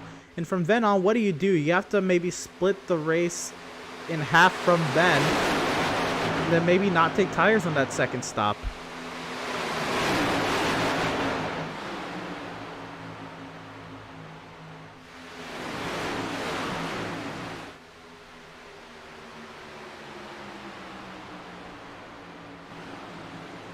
So now the pack gets double wide once again. And racing's going to pick up front. Dan Park making a run to the field. I did not expect. I thought Park would lay back a lot. But Dan Park said he's going to race tonight. And I'm like, okay, cool. He's going to be in the field. No, I should have taken it as he's going to race tonight. And that he is. A big push from Gilliard. He's got Supansky with him. Stutzman and Cossey the top 2 now, but side by side with Schumacher is Daniel Park.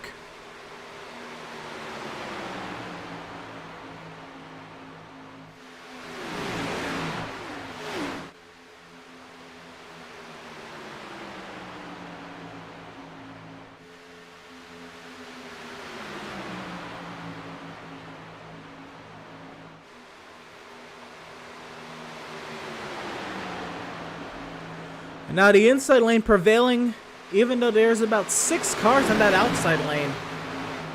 They're not linked up as tight as they should. You don't want to be too linked up where you get a wrong push on one another and then you start swerving and accidents could happen. But Dan Park fighting on that outside. Again to the outside of Schumacher. Where does he go from here? Way up high goes Park and Gilliard.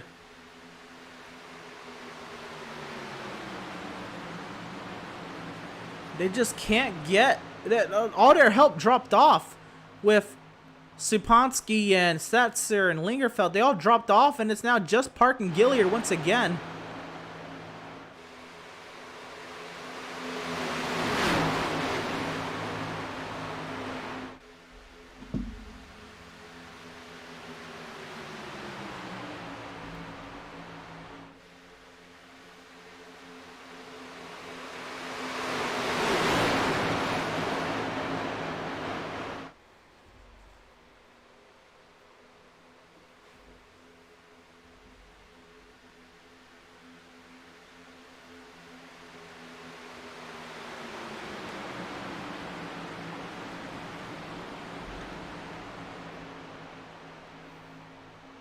And again, only 2 cars into the outside lane. Now it's Pritchett and Gilliard as Dan Park's on his way in line. Supansky doesn't want to be behind Park.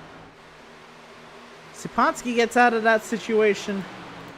And he'll find his way back behind Park. And now I think Nice all over the yellow line back there. Kossi and Stutzman. What a duo up here.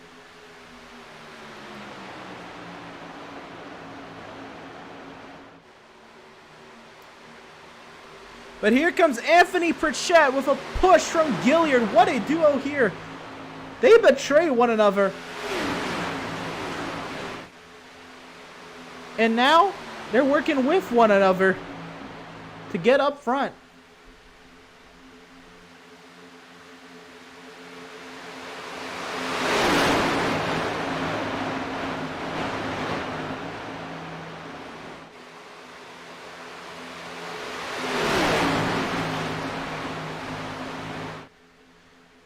Now Kossi under attack from the outside lane, which has 3 cars. Rich Eisen up there behind Gilliard and Pritchett.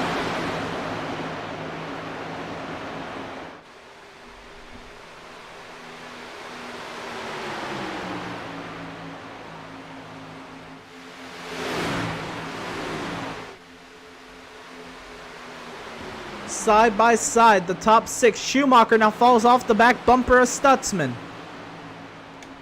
As we work lap 64 of 120, everybody else single file on back, waiting for racing to pick up.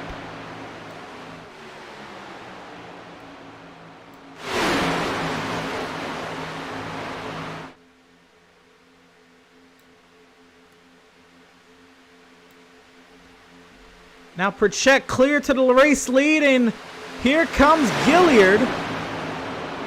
2 laps down. Forgot about that. He's 2 laps down. He pushed Anthony Pritchett to the race lead. Now fights with Pritchett, leading the outside lane. The push from Rich Eisen.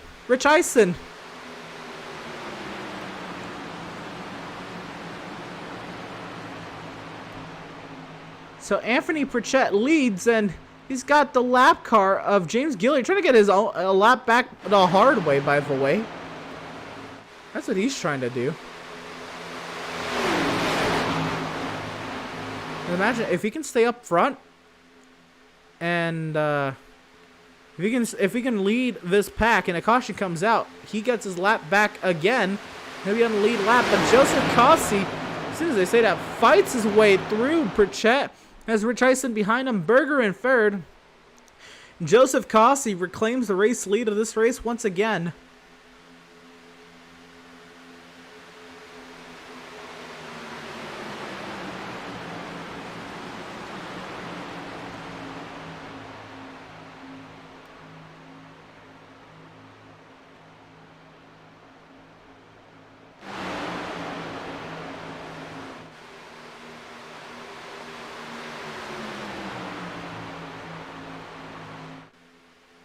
And now the pack doubles up. Now we're getting to racing. Pit stops in about 10 to 12 laps. I'd say 9 to 12, because I don't know when Gardner's going to pit.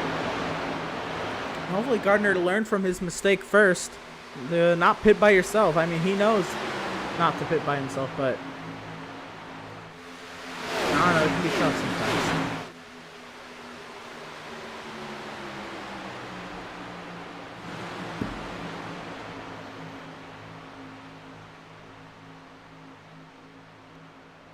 As Anthony Pritchett clears to the race lead once again. The big push from James Gilliard. The lap car gets him out in front. And if Gilliard can find a way to around Pritchett as Kossi jumps back out in front. These two being very aggressive. They want to lead. Pritchett's having fun. He's honest with me. He does not like this car. NASCAR is not his thing. He is an IndyCar driver and a dirt oval driver. NASCAR is not his thing. But he does love these restrictor plate races just because anything can happen. He can be aggressive. And that's what he's doing. He's having fun up here. So Anthony Pritchett, the old IndyCar dirt oval driver up front, mixing it up. Joseph Kossi to push from Jeremiah Stutzman once again. It's all about the push, the momentum. Who's got the momentum? Who's got the speed to clear one another? Kossi thought he was clear, but he didn't want to clear, I guess, without Stutzman, or wasn't clear enough. That's Kossi trusted the iRacing spotter. Pritchett fights back up the inside with the lap car of Gilliard helping.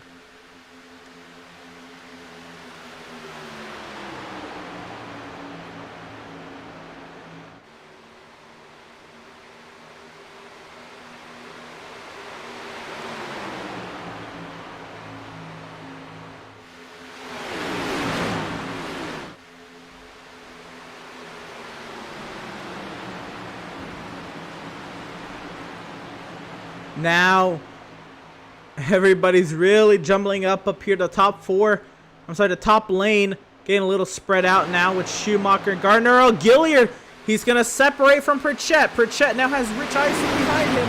Gilliard's going to have the push from Joseph Kossi to try to get out in front before Vapak Rex to maybe get back onto the lead lap. This is really trying to get a 2-lap for 1 special. You can see the pack getting a little more dicey behind him. The thing is, Gilliard can't be Varek to get a lap back.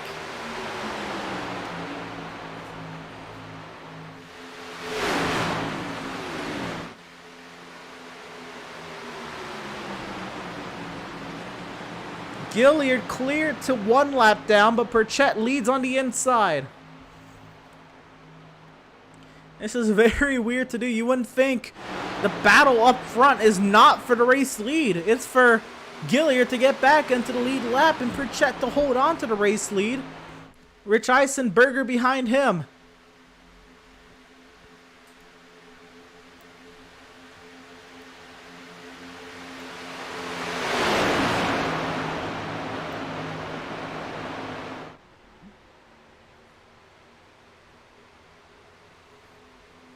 So Anthony Pritchett now cleared to the race lead by a margin.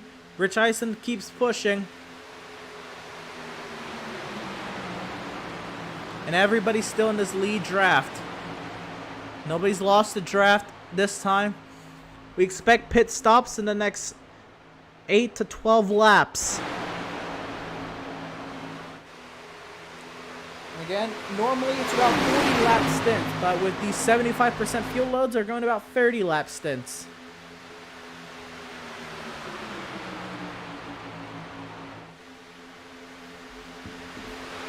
Oh, contact! Kossi hits Zala. Can Zala hold on? Zala slides up. What a save from Jacob Zala. He can stay up to speed. He can still stay in this pack. Kossi did not mean to do that. And Zala, he's going to drop all the way back. That's not what Gilliard wanted, that yellow to come out. What a save from Jacob Zala. Let's go back and see that happen. Kossi was going to... I don't know what Kossi was doing there.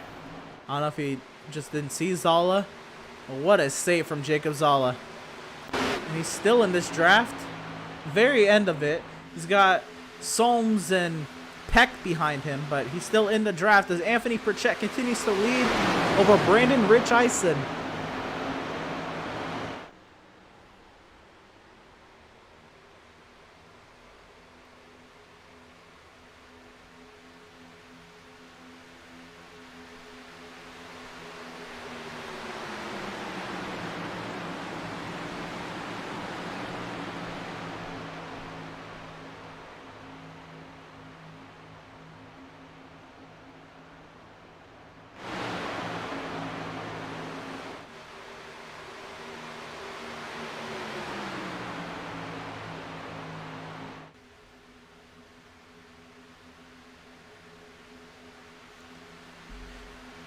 Single file down the back straightaway to push from the 29 to stay behind the 21. Now we wait out for pit stops to keep the cars clean and not wreck coming to pit road. Pit stops in the next 3 to 7 laps.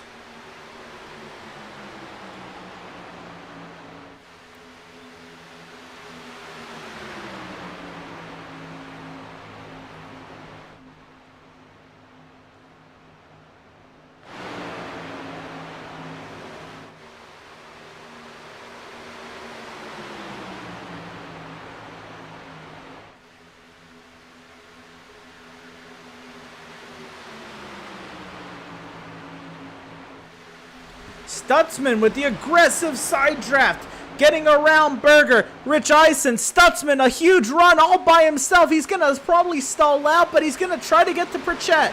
Side by side out of 4. Stutzman trying to wait for his Schumacher's help.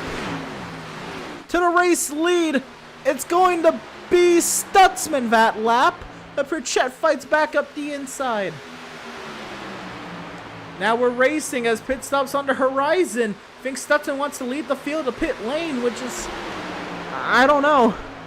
This is gonna be tough if you're trying to pit on the same lap. Pritchett trying to stay in the lead, stay on that bottom lane. Stutzman with the push from Schumacher. Gilliard follows, trying to get clear.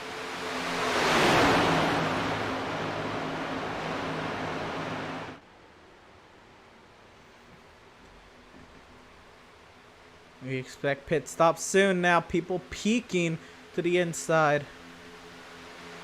You're thinking about it. There's Schumacher trying to get clear with Stutzman. Gilliard up here as well. And Adam Gardner on that outside lane. How about him getting into the fight? They're going to be side by side. And if they're working on pitting this lap or the next lap, it's going to be tough. You got to single it out if you're coming to pit road, or you're going to be pitting from the middle of the track, which, depending on how the stewards look at, the officials look at it, could be a penalty. See Stutzman and Schumacher clear up front, and Gilliard no help. Gardner stuck outside as well. Do they pit this lap?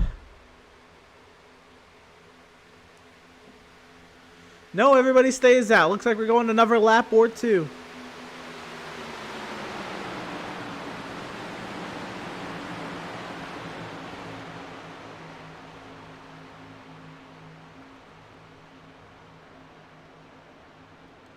Now Gardner falling back as Pritchett holds on. Jeremiah Stutzman leads at Daytona. And Adrian Schumacher in second. Now everybody singled it out except for the lap car of James Gilliard.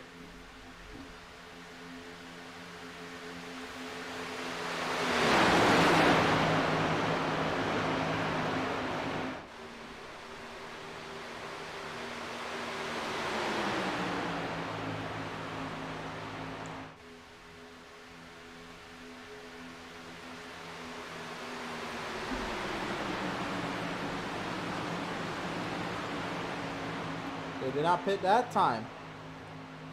I expect pit stops then. Pit stops have to be happening soon because it's been about 30 laps since the last pit stop. And of course you have the caution laps, which save you about a lap of fuel, 3 laps of fuel per lap. But I mean, it's got to be coming soon.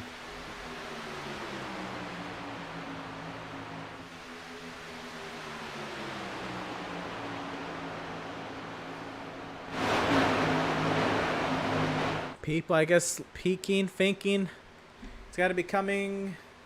Here they come. Everybody trying to dive on the pit lane, not run everybody over. Oh, car in the grass. That's Adam Gardner. No, and that's a penalty for Adam Gardner. Man, not going good for Adam Gardner. He needs something to follow his way. Now, not as many cars pitted with them as I thought. But Brandon Richardson leads here at Daytona. As he come around to the 1/3 mark, and they're really trying to stretch this out. They're coming around to 1 lap remaining to 200 miles. These guys should be pitting in now. Maybe one more. It'd be tough. Let's see what the scenario is here. Here they come. Don't run everybody over. Peel off. Give people space. Velzy stays out and some more. Oh, sliding Rich Eisen into the pit wall. Jason Miz is going to collect them. Big time damage.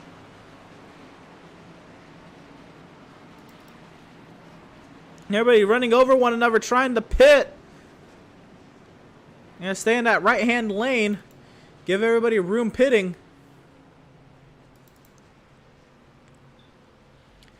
And up front, 5 cars stayed out. Garrett Velzy now leads. Devin Smith, Malenko, Markle, and Max Service.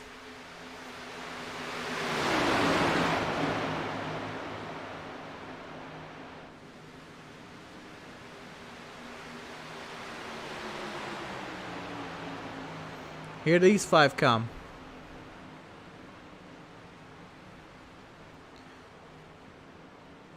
And locking up the brakes, trying to not speed on pit road. Now what this does is this prevents or reduces the likelihood of drivers running people over. And Dan Park on pit road still. What happened to Dan Park? Let's see after we catch the merging of these packs. As Kyle Lingerfelt has the theoretical lead. I think Stutzman's coming over to take that over. Yep. And Gardner's there after serving a penalty, I'm pretty sure. Well, he's 1 lap down. Where does Tyler, Marco, and Cole come out? They're going to come actually pretty far back. This is not a good look for them. Tyler, Marco, Devin Smith ahead of these guys, but Tyler Marco leads for the moment. Stutzman's getting ready to fly by these guys. And there they go. Oh, they might lose this draft. Actually, oh, only these guys are up front, and Stutzman only has a few cars in this pack. He's got Joseph Kossi, Kyle Lingerfelt, Adrian Schumacher, Anthony Pritchett, Adam Gardner, Valap Carr, and Seth Berger in his lead pack. Everybody else, we'll see where everybody else merges. And I was going to say, there's no definite pack. There's a pack back here, and Miz had to use his fast repair on pit entry. Now that's tough. Velzy in the wall.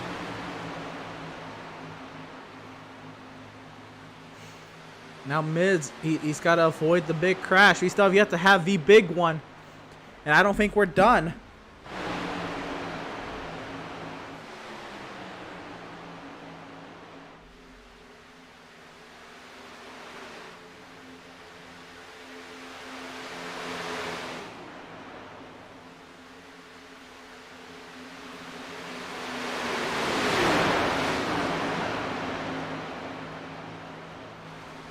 Andrew St. Cyr, Miz working it out back here up front. They still fight.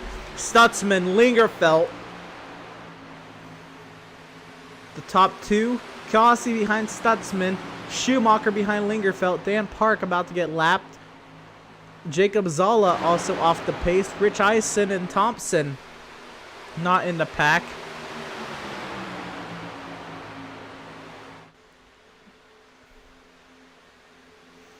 We'll see where Park merges in this pack. The Park is going to go 1 lap down. He takes over the free pass now, except Gardner's in this pack. And the battle for the free pass is Park in the wall. Gardner now takes the free pass back.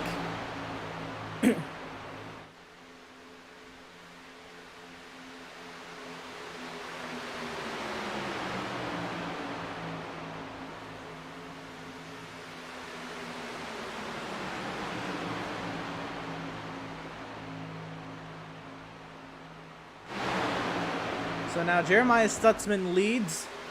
1 pit stop remaining. When do you take it? How do you take it?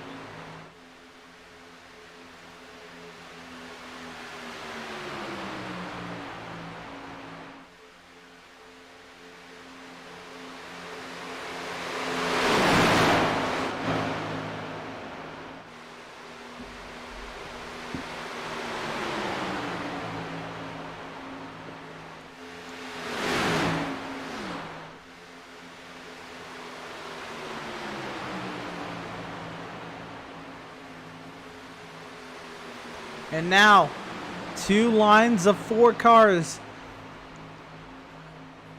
Couple of these are lap cars. Not battling on the same lap. Gilliard a lap behind Gardner.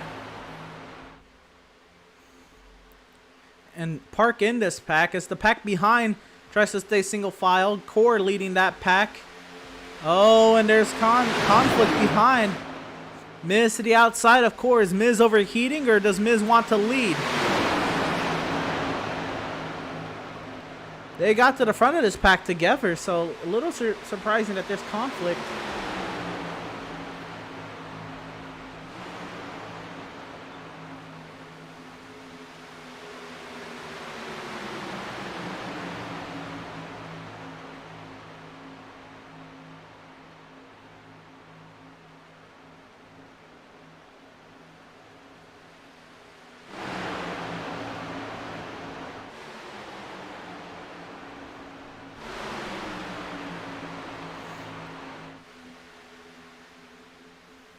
Oh, contact. Miz and Nice trying to push one, or Nice trying to push Miz. They almost got loose. Now up front they single it out as behind was catching. Now they're in a big pack and they're not really catching because they're side drafting one another. But Tyler Merkel, a good pusher. Let's ride on board with Tyler and see how he's pushing.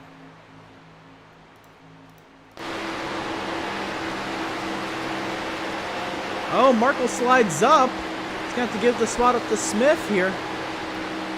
I don't know why he said anything. I guess I jinxed Markle and a lag there from, I believe that was Nice. And now Devin Smith goes to the outside. Why are they racing? They're not going to catch that lead pack racing like this. But Malenko to St. Core's back bumper now. Double wide back here for 7th. And up front, they are single file for the most part. They've got a couple lap cars, not really meshing too well. Pritchett stuck on the outside of Gilliard. But other than that, it is a race for 7th. And they're not really gaining. They need to figure it out if they're going to gain. And there's one pit stop left for really anything to fall their way.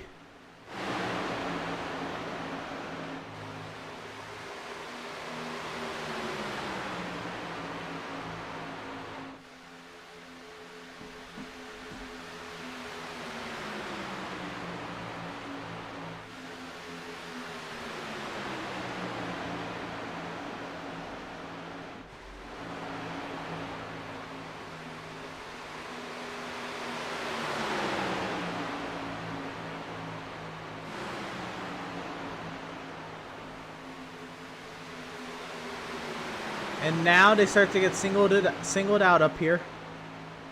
But Malenko stuck on that outside lane now. They caught a little bit. Now service to St. Core's back bumper. The 2 Canadians back here.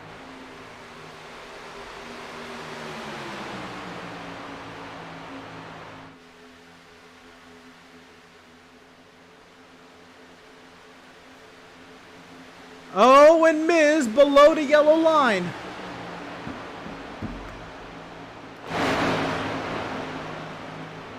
Everybody fighting it out back here now. Stupansky behind Malenko.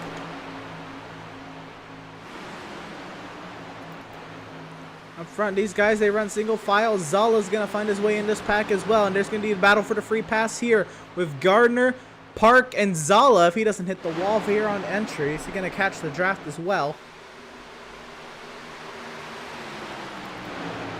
Back here, it is going on. And Nice with lag. They're catching a little bit now. 5.5 seconds the gap. 30 laps to go. The pit window's open.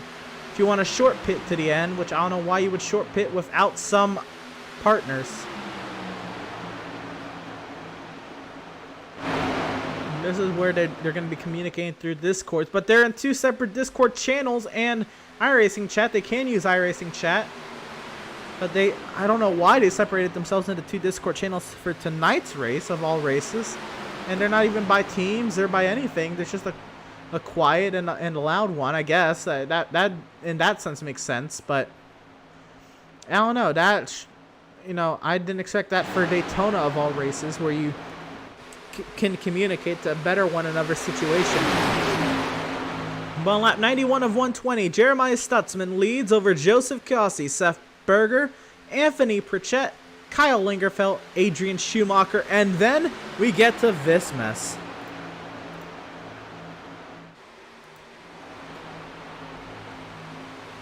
Absolute melee back here. Malenko and Tuponski trying to lead the outside lane as the Canadians on the inside have help from Josh McClune.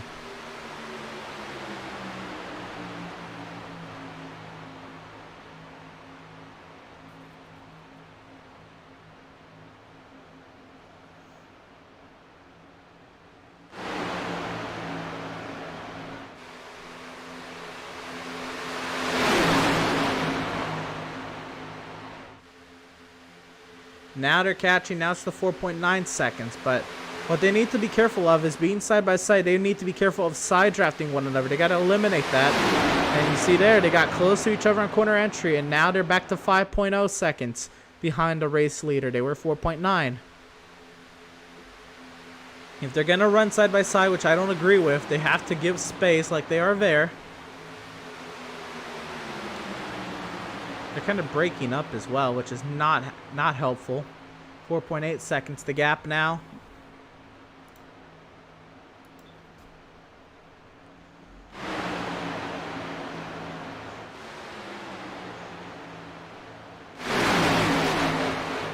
.7. They continue to close.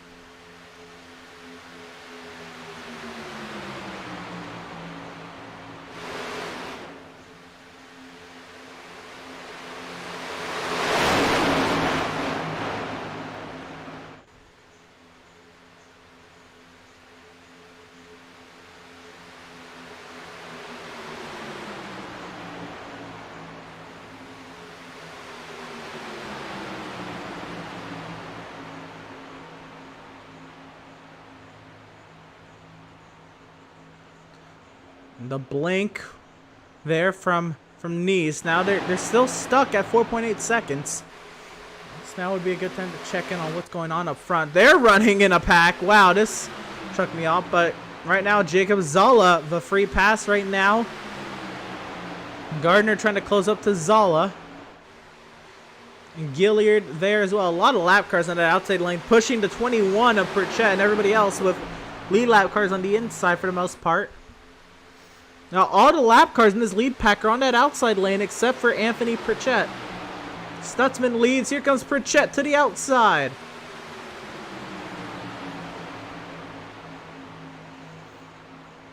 That second pack needs to work out what they're doing. If they can get single file, they can start getting into the mess up here. That's also double file. And now we're talking of a race. But Anthony Pritchett, push from a lot of lap cars, will get clear to the race lead.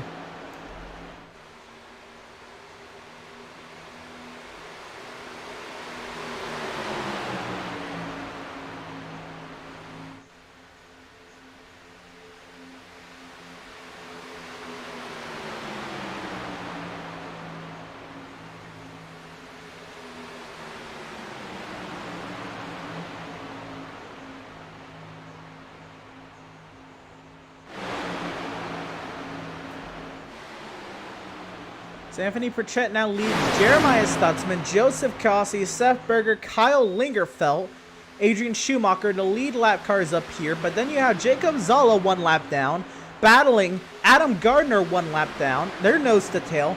Dan Park 1 lap down, who's behind the 65 of Lingerfeld there on that inside lane. They're all 1 lap down, battling for the free pass. It's the battle within the battle.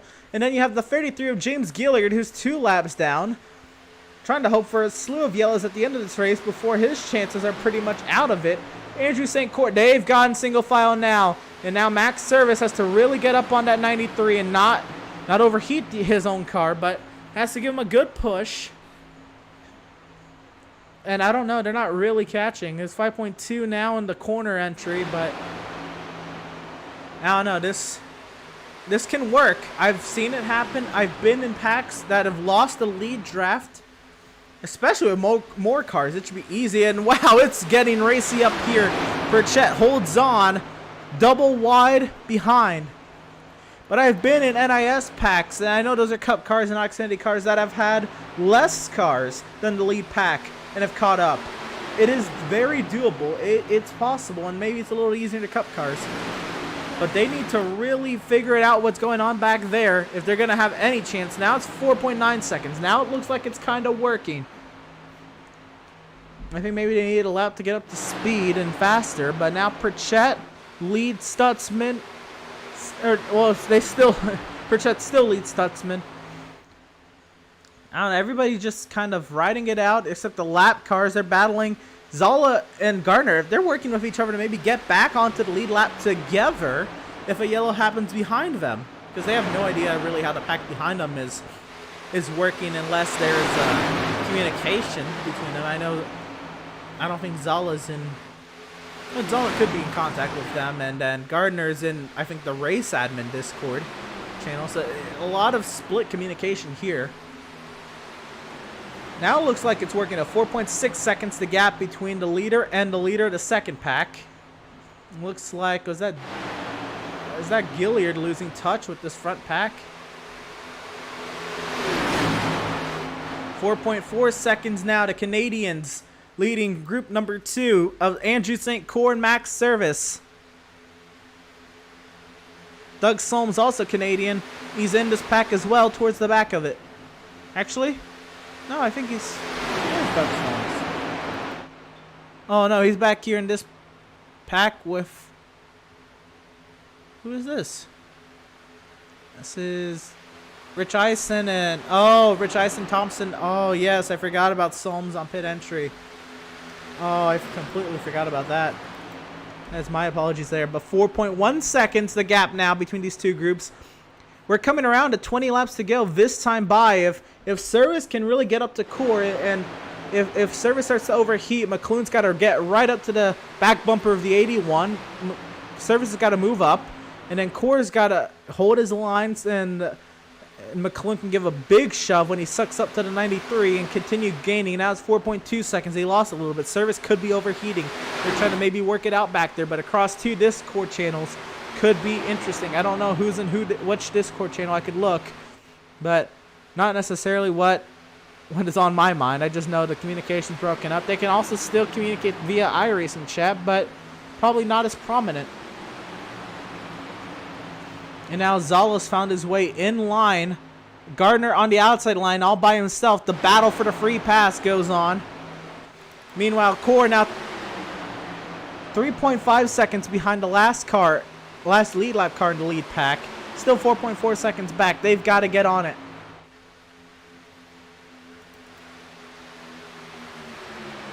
Gardner fighting hard, fighting for his life here with Jacob Zala.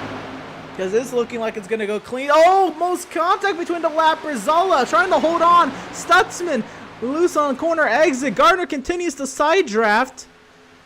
Gilliard having a little issue behind. Now Schumacher up to 1 second behind. The gap between Andrew St. Cyr and a car in the lead pack, a lead lap car in the lead pack, is 3 seconds now. And now it could be game if Cyr can catch a draft off of who's right in front of him. Somebody's there. They're about 3 seconds, 3.9 seconds now. I think Service at the cool the engine. Jeremiah Stutzman going for the race lead. Help from Adam Gardner to get clear. Burchett with no help shoots to the outside of Zala.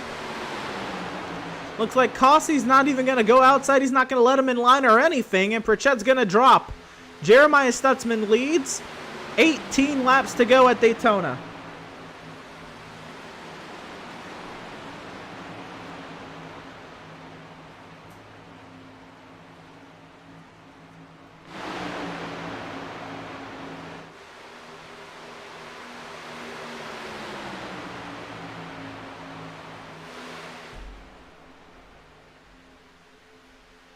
Oh no, and they've broken up behind, and now it's 4.6 seconds.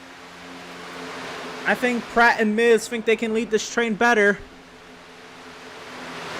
Oh, Oh, and drivers are pitted.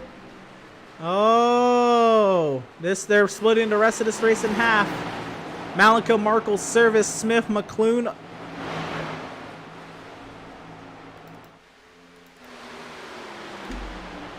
Bold strategy. I think they figured they got to try something.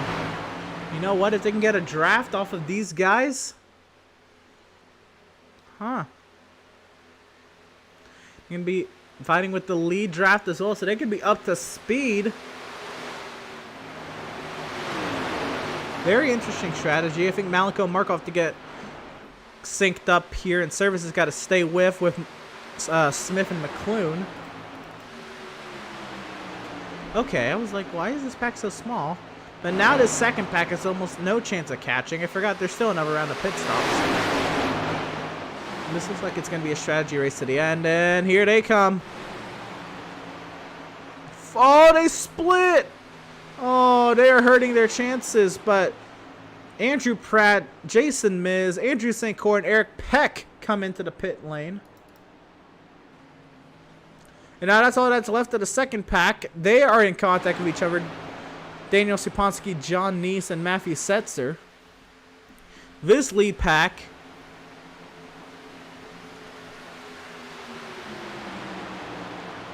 As Pritchett falls out of line. When did they split off?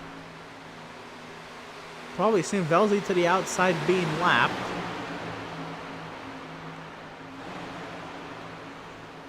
I'll stay together. Let's check in with this group and where they come out in relation to St. Cyr. They're in a pack here with cars who have yet to pit. So they got to be communicating with one another there. But this allows them to stay together. They have to take a little bit more fuel to make it to the end. They can't wreck here. They got to stay together, but not wreck. Very, very, very busy pack here. Pratt and Miz up ahead. They got to get involved with this pack.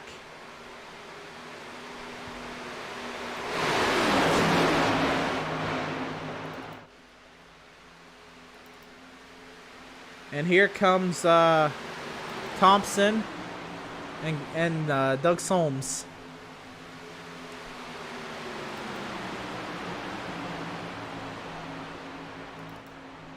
And these three come together now. Neese, Setzer, and Siponski.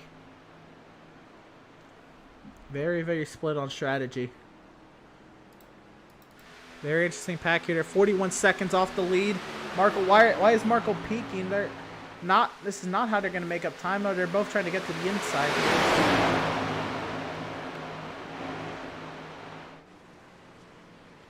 Oh, Markle contact. Miz onto the back bumper. Markle, can he save it? He's going to lose the draft, but he can save it. Let's take a replay of this. Wow, what a save from Markle. Let's see what happened here. Oh, he just caught the apron. Oh, no. I'm a little confused if he got turned out, but that really hurts the momentum of this pack. Those drivers come off the pit entry. Now these guys, they're probably organizing a pit stop.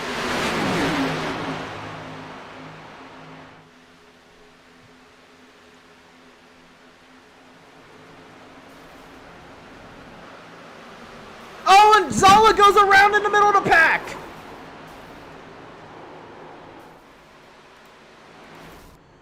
And he's stopped in the middle. Oh, he's collected somebody else. Joseph Cossey involved. Kyle Lingerfeld. How is this not a yellow? There's a caution. Well, well, well.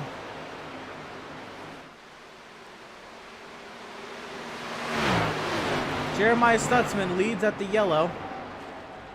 And 16 cars on the lead lap. And there's 3 wrecked cars. Oh boy. Let's see what happened. They go down the back straight. Zala and Park were working with one another, and Park clipped Zala. Zala caught Cossey and back around, and oh, Velzy caught Lingerfeld. They went hard into the wall, and Velzy caught Core, and Core spun Lingerfeld out.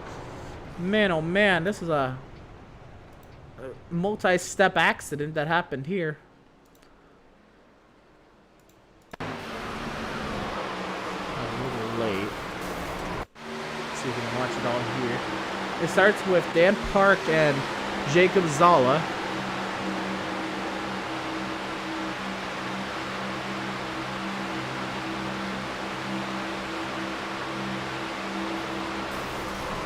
Zala gets Kossi. Kossi spins out. Zala gets Velzy. Velzy collects Lingerfelt. Velzy collects Korg. Korg makes contact with Gilliard.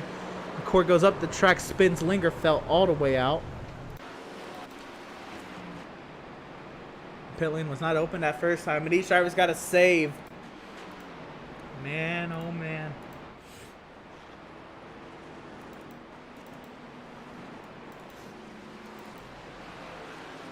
Schumacher's taking the pit lane closed penalty, I think. A lot of cars low on fuel. Can they maintain pace speed?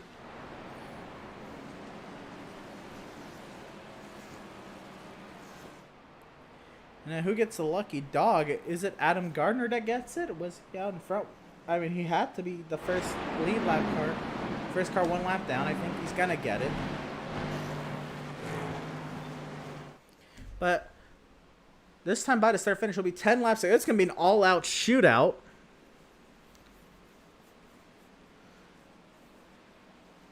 And I don't know what's really going on here.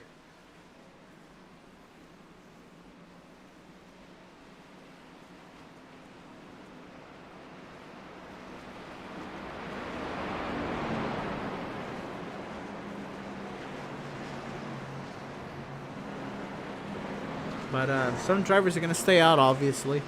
The drivers who have to pit are going to pit.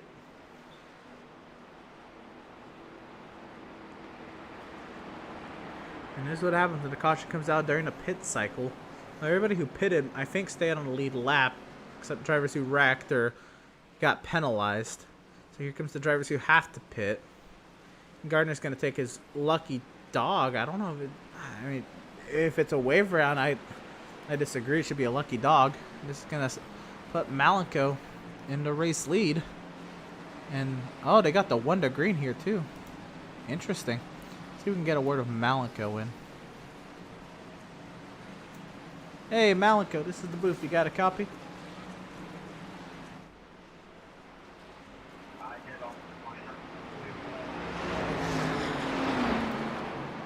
Hey, Malenko, this is the booth. You got a copy? Yep. Right on. So, your second pack, they got behind about 5 seconds or so, I guess, on the first round of pit stops after the yellow. What was the game plan there? Y'all started catching and started battling again? Well, on this, people kept trying to take a double foul, so our best opportunity was to pit early and actually hope for this caution because, you know, now we're cycling to the lead because we pit early and didn't get, you know, wound up in it. So me, the 81, 95, 18 are all good on fuel up here if we don't have green white, so it's kind of the strategy there. So now you're in prime position. Is this all out, you know, go for it? You know, 9 to go, 8 to go. Hell yeah, it is. It is going, and we're gonna try and win this year. That's about it.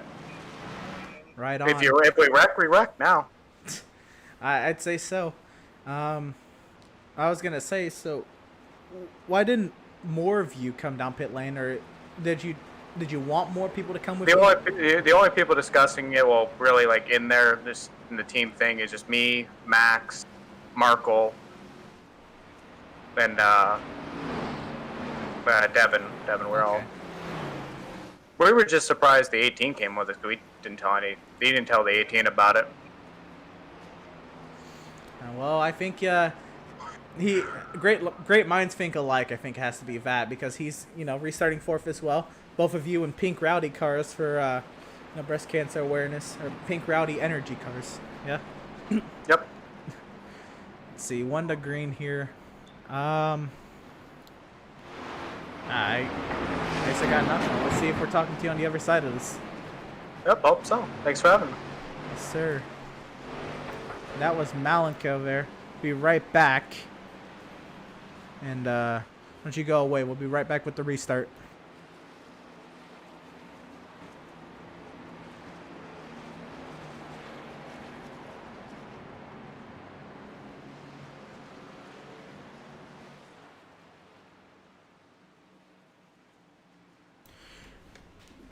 So we got a lot of drivers, single file here, 8 to go. This is really going to jumble up the restart.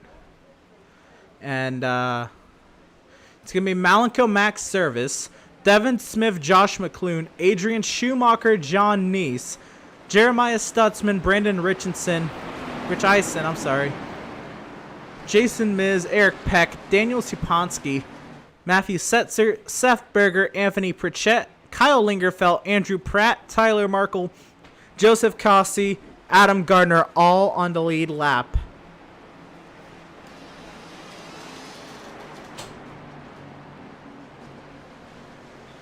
And they're going to delay to green again. I don't know what's going on. Oh, Nice is blinked out again, and I'm not entirely sure what's going on here. They're going to delay it again. And we'll get the 1 to green again. And now the intensity picks up with every added caution lap. This is... Now we're all doubled up.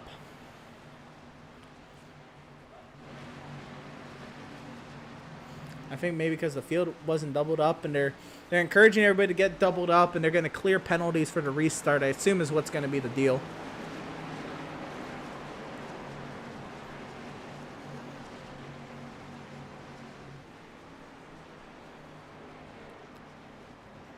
Let's see here. Continue with the restart order. Yeah, that was everybody in the lead lap. If a quick caution happens here, Zala makes it through it. He's back on the lead lap. St. Cyr could get, back into this if he passes Zala. Same with Kevin Thompson, Dan Park. They're all 1 lap down. Gilliard Solms got to hope for a miracle to get back into this. Garrett Velzy 5 down. I think he's still in the pit lane. It's just him trying to save a faster pair. He's not even going to get out here, so I don't really know how saving the faster pair paid out for him, but we'll see. He's 5 down. This might be game over for the It is game over for the 48, unfortunately. But Malenko and Max Service, season-long rivals, if you will, battling, a mile and a halves and short track. Well, not necessarily a mile and a half, but short tracks and other disciplines, road courses and all. But here we are at a plate track where anything can happen, and these two still end up out front. Devin Smith third, Josh McClune, he's won a preseason race here. iRacing.com Ford Mustang pace cars off into the pit lane. Green flag back in the air. Smith pushes Malenko. 7 laps to go at Daytona.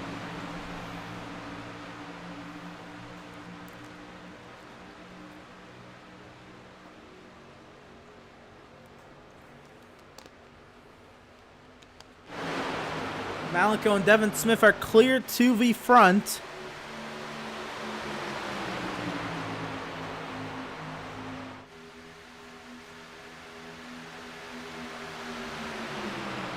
And, bumpers are locked. This is go time.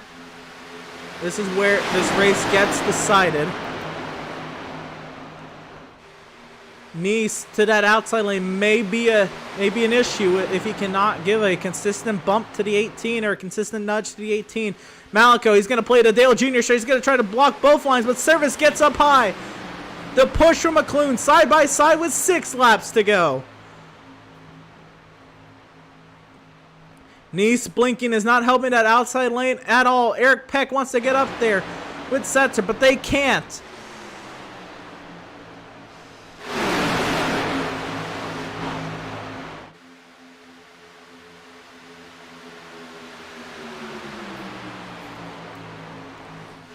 They're coming around to 5 laps to go. Max Service with the nudge out in front with Josh McClune.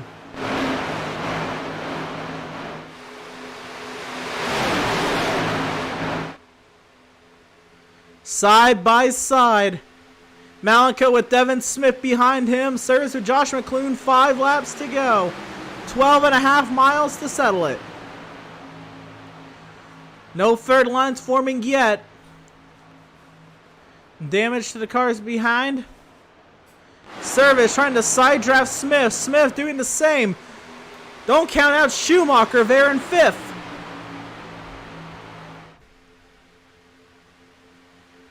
Pritchett once again outside lane moving.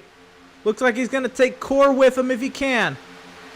Service with a great push entering turn 3, but Malika still has Smith behind him. Both Schumacher and Nice blinked out. Almost contact between Malika and Service. Smith and McLoone doing their best. Side by side to the line. This time will be 4 laps to go. Service out in front and clears Malika. Looks like Max Service is going to stay with Josh McLoone, and Service is clear to the race lead. 3 wide, Fever on back. McLoone into the outside wall. Can he hold on?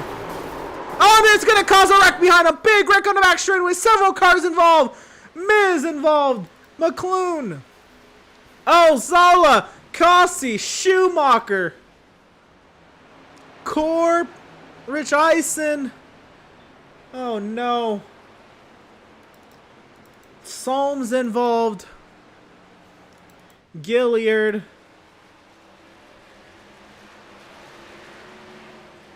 Oh, no, no, no. That is not how anybody wanted this to go down. And Max Service leads Malenko on a green-white checkered. I'm going to try to get a replay of all of that. See? McLoone. On the side, Malenko shoots up the track, hits McLoone into the wall, and big accident. Oh my. Huge accident. And they're still wrecking down here. Seth Berger. Wow.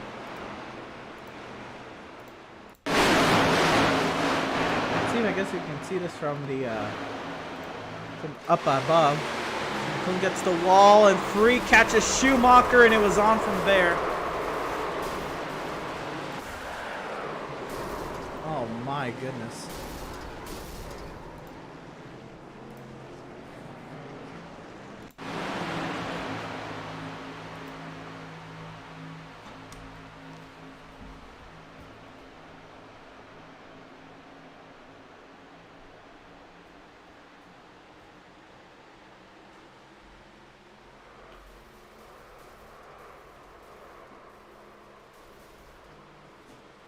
Big accident on the back straightaway. Wow. Wow.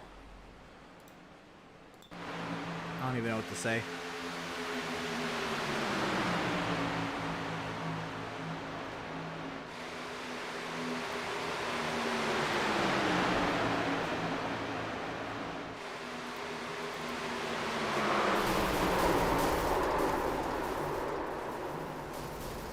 And folks, I think that, safe to say, is the big one.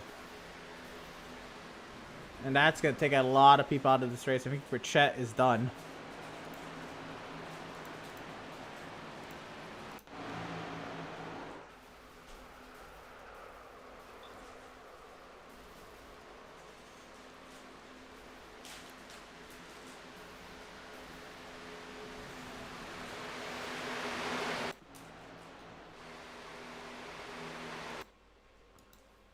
I don't know if it was Smith hitting Malenko or Malenko just sliding up.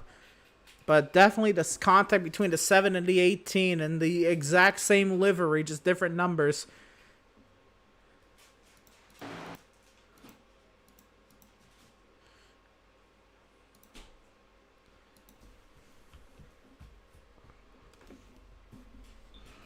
Wow.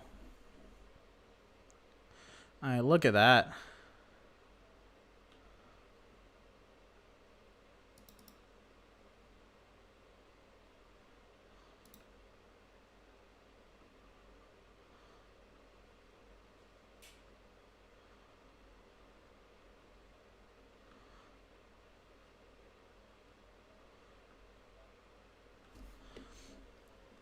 Big incident.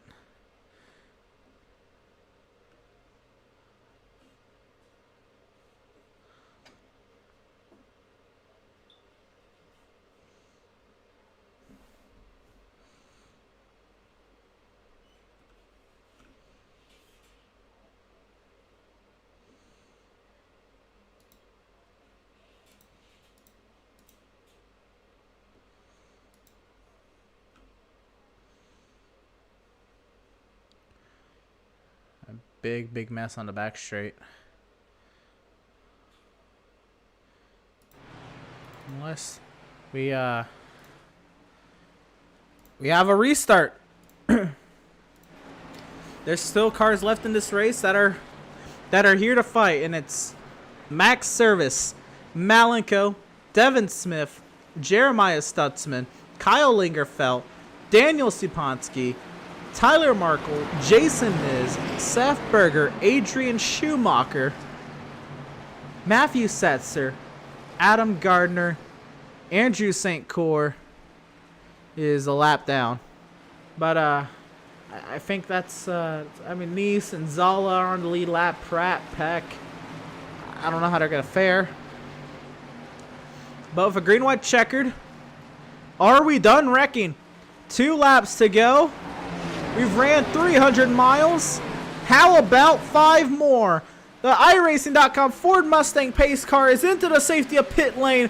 Green flag for what could be the final time tonight. Max Service, a great push from Devin Smith. Malenko, not too much help on that outside lane. And a caution behind them.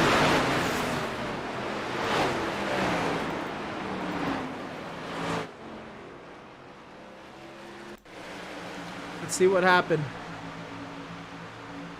Oh, Miz and Setzer got together. Miz and Schumacher, and we're going to get another one of these. Oh, man.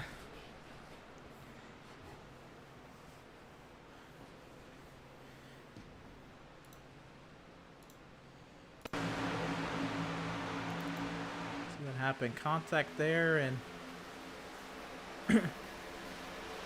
wow.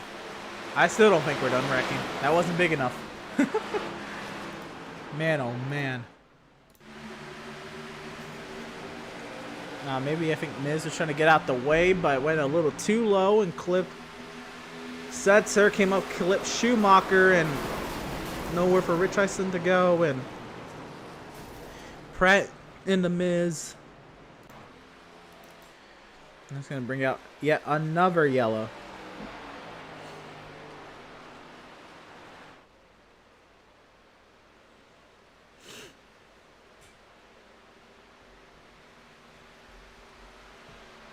And, well, I thought this was a 300-mile race. That's what was advertised. Ladies and gentlemen, we're going to our second overtime attempt tonight.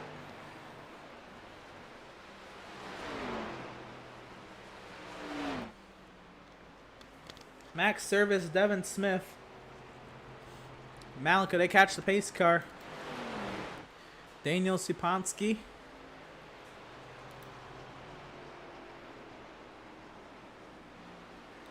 Jeremiah Stutzman. Tyler Markle, let's see if we can talk to Max Service.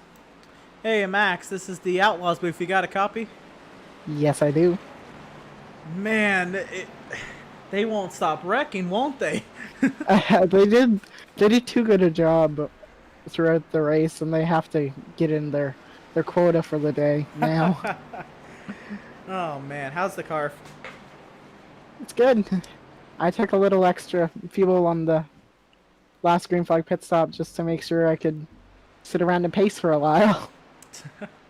I was gonna say, were you part of the group that pitted early with Malenko and Markle? Yes, I was. So what was the game plan there? What kind of drug you to that strategy? We were closing in on the pack, but they decided they were going to go side by side, and we kind of decided if they were still side by side next lap, we were coming, just to see if we could maybe make some time on our own or just catch a break with the lucky caution like we did. Right, I was going to say, so what was happening in that pack? Was it the lack of communication, not really getting everybody single file? Y'all started to catch, and y'all would fall after y'all got side by side, and what do you think was going on? Well, it started when Malenko started getting hot, and then he pulled out, and then they all decided to go, and we were single file or double file for like 5 laps, and then we just kind of, Markle came over and decided that we'd get single file and we'd be faster, which is true, and then we started closing. We got it down from like 4.5 seconds to about 2.5, and then they decided to go double file at the back again and started making their way up there. And then we decided we'll come to pit road.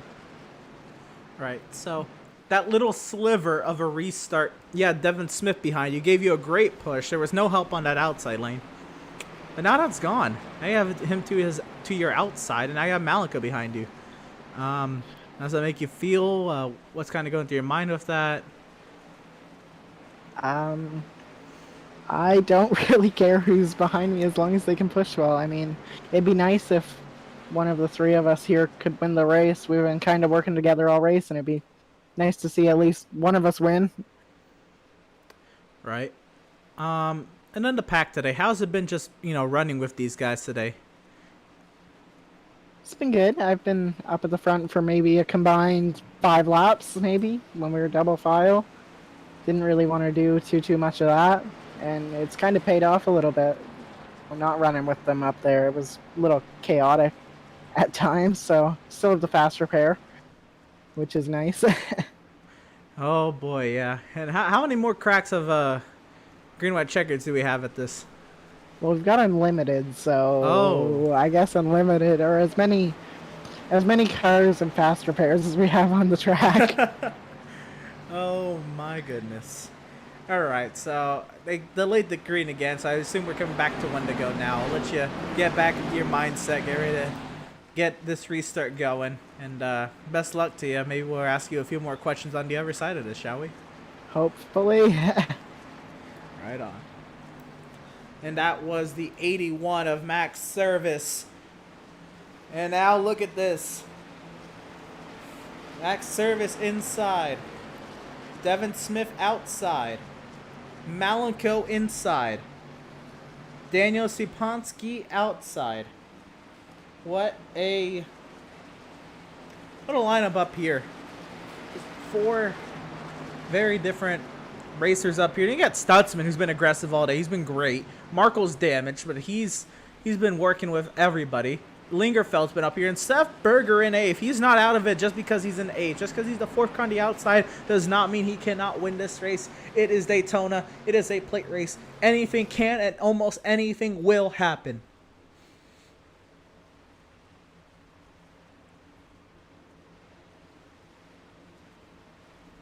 So, we travel down the back straightaway for hopefully the last time under caution, but I don't think so. Let's just see how this goes. This is our 2nd attempt at a green-white checkered.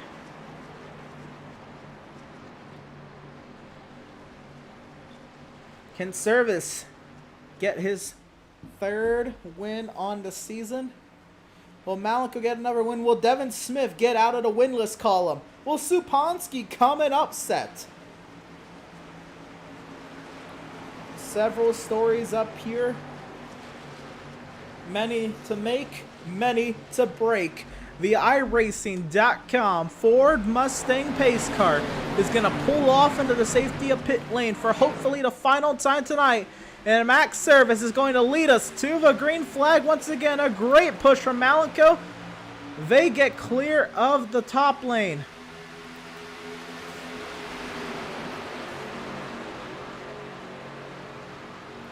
Malenko's going to be all over that 81, and what's the plan now? Contact behind McLuhan, shoving Lingerfeld. And I don't know if you let off here. Even if they're getting squirrely, you just go. Whatever happens, happens. Smith getting a big push from Supansky. Oh, somebody's blowing up, I believe, or was that lag? Or both. I don't know, but Smith with the push from Supansky. Malenko pushes Service. Oh, Malenko turns Service. Contact. Marco involved. Many cars are going to go around. Stutzman collects Gardner and another caution, and Devin Smith is leading.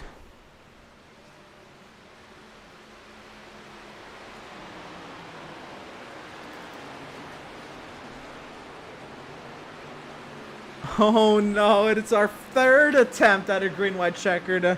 Service said we have unlimited.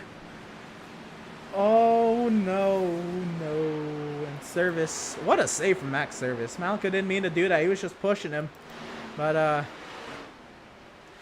I don't know how many other people will figure that was. Oh my goodness. So just a lot of pushing. As you'd expect, Malenko just shoving Service and gets a little off center, clips that left rear. Service went around, checking up. Markle caught somebody's back end, went around. Stutzman into Gardner. Gardner didn't get too much damage. Many cars involved. Berger involved. Rich Eisen. And who's got faster pairs left, guys? This is wicked. Another look at it. Oh, that was some big netco between Tyler Markle and Jeremiah Stutzman. Park involved, and man.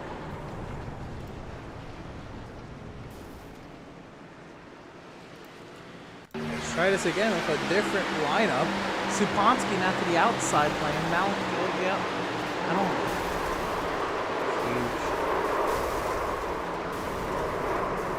don't. Huge. Oh, Pratt made it through that. I think Zala's done. Jacob Zala's done. Trying to board with Andrew Pratt. I think he made it through. Let's see.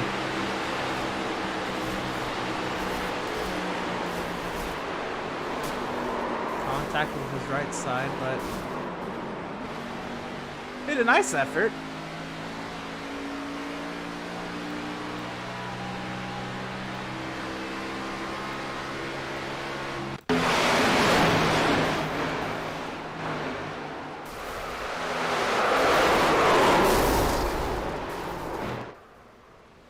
My goodness. Goodness gracious.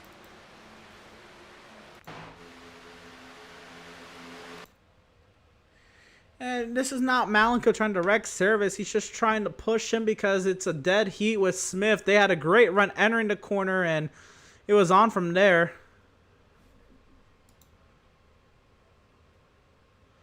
And this is not intentional by any means, but wow.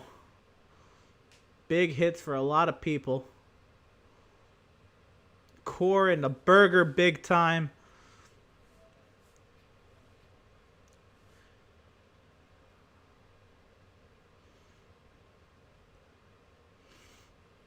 They were coming around to the white flag. That caution had to come out quick, and it did.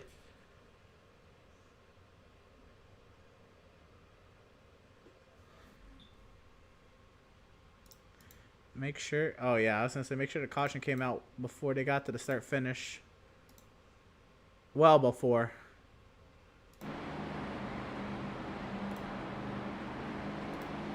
Trying to one to green here. But we might delay it again. I don't know who's left in this race. Let's see if they do delay it. Let's even get a quick word in of now our new race leader, Devin Smith. How's it going? They don't stop wrecking, do they? No. No, and that one scared shit out of me. Oh my goodness. First, are they gonna delay this restart, or are we going this time? I don't know. I haven't heard anything yet. Okay. Anyway, that restart looked like you restarted second, and you were not gonna get a great push. All of a sudden, that outside lane comes to life with Supansky giving you a great shot. Yep.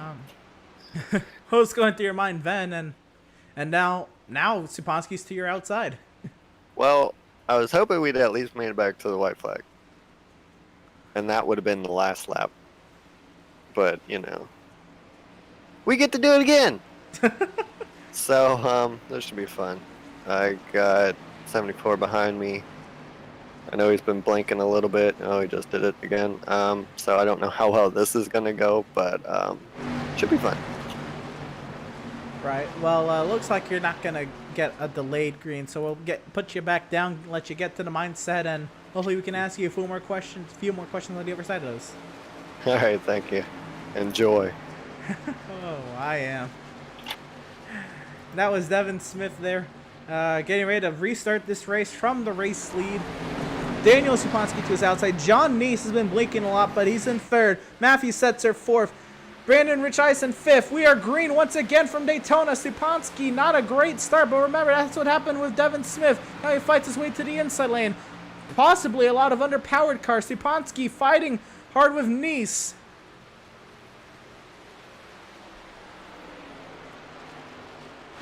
Devin Smith clear to the lead. Are we done wrecking yet? I don't know if we are. Down the back straight we go. Supansky to the outside. He's going to have a push from Setzer. Big contact. 3 wide, maybe 4 behind. Service and Malik are not pushing their way up the middle. Marco with the block. 3 wide and contact. This is going to be another yellow. They got to throw it now. Caution. Did they get there before? Yes. And John Neese is the leader. This is our 4th overtime attempt. Oh my goodness. They wrecked again. They wrecked again. Let's look at this replay. Setzer gave a shot to Supansky, collected Smith and into the outside wall, and that was almost everybody. Upside down Supansky is. Flipping across the front straightaway grass. Oh my goodness. Malika down pit road. He's probably going to ask for that black flag to be clear. Oh my goodness. Let's ride on board with Daniel Supansky on this ride. On the outside of Devin Smith there, gets a shot from Setzer there. Contact into the outside wall, and he gets flipped up and over. And if you remember that scene from Cars, that's what it was like him on top of Tyler Markleberry. He flips almost back over, and he does land on his wheels. Wow, wow, wow. Well, here they are, coming through 3 and 4. Pushing a lot. Contact there. Up and over, almost like Clint Boyer's wrecking. Wow. 4th attempt at overtime. I don't know who's left, man. I don't know who's left. Oh no, man. Oh, let's get an overhead view of this one. Full view. Just confirm. Well, maybe the sets are gonna push from Tyler? Yeah, Tyler got to push from service, but was not there. Sets are just trying to get Supansky out there, and I think the only one clear of it was Neese. Oh wow, what a move from Stutzman to keep himself in this race. And our driver is still able to make it on fuel. 4th overtime attempt. Do drivers still have fuel? Let's see how Stutzman made it through this.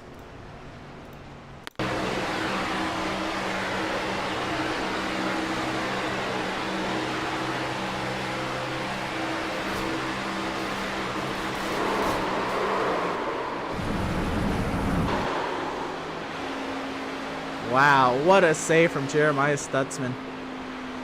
It's going to be on the outside of this restart.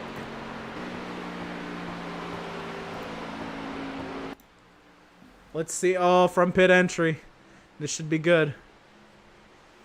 We'll see if I can come off of turn 4 here.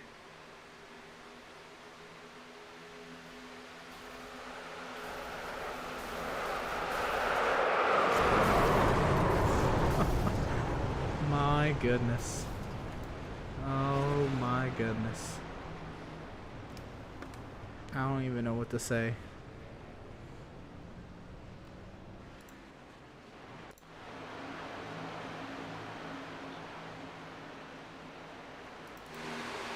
I don't know why I went to Dan Park again.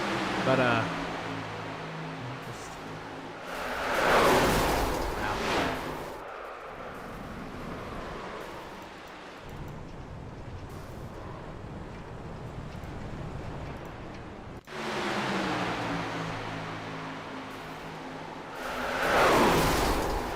4th attempt at overtime.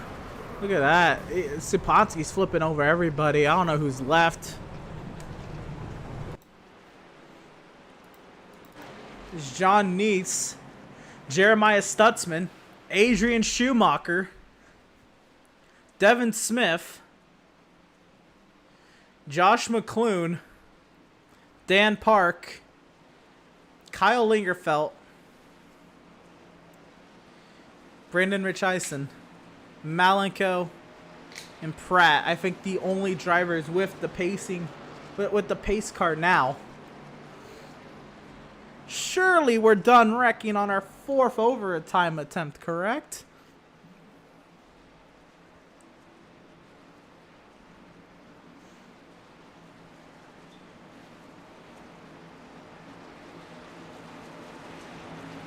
Let's try this again. John Neese, in his first Outlaws Sim Series start, is going to lead the field to green with 2 laps to go, hopefully. The iRacing.com Ford Mustang pace car will peel off into the pit lane once again. John Neese, a great push from Adrian Schumacher, who doesn't have a front end to push. McClune, he's going to push Schumacher. He wants to go up high. No, he's going to push Schumacher, even though Schumacher might be damaged. Maybe Neese is damaged. I don't really know what's going on here. Stutzman pushing Smith, though. Schumacher, does he go up high? He's going to go up high. Is he going to take McClune? McClune wants to go with, maybe, no. Schumacher up high, now McClune goes with. Let's not wreck it again, boys. Schumacher, a great push. Everybody darting around. Schumacher clear to the lead with McClune in second.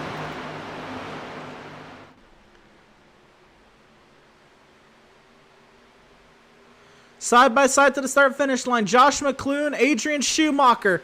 Neese wants to take it 3 wide and they're wrecking again. Are they going to throw it? Are they going to throw it? They didn't get there in time, I don't think. Big accident behind. Junkyard on the front straightaway. They're not going to call it. This is the race right here for the race win. Josh McClune, Adrian Schumacher. Schumacher's got the slipstream, but has he got the power? McClune's got a block. This is it. This is the field. Schumacher to the inside. McClune with the block. Schumacher up high. I don't think he's got the power. He's going to try, though. By himself, Schumacher fighting on the outside. It's going to be a photo finish. McClune fights up high. Side by side to the start-finish line. Schumacher with the advantage entering the tri-oval to the start-finish line. It's going to be too close to call. It says Schumacher. Is it? I think Adrian Schumacher just won this race. Did Adrian Schumacher just win this race? What just happened?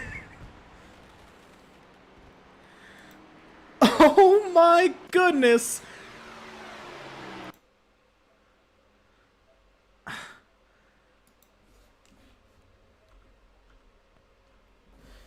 I don't even know. Oh my goodness. Guys, I think it was that close. Adrian Schumacher won this race. And we still have a wreck to go watch. Schumacher is going to go burn it down on what's left of that car. Daniel Supansky with the third.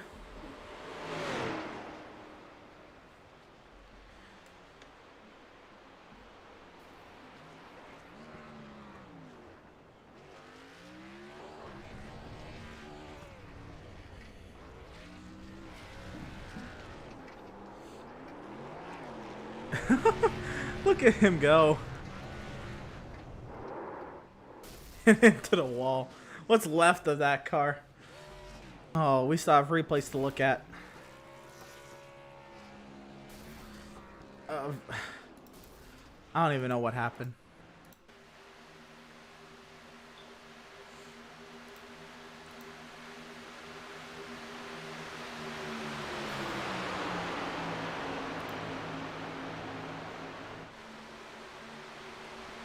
Oh my goodness. There's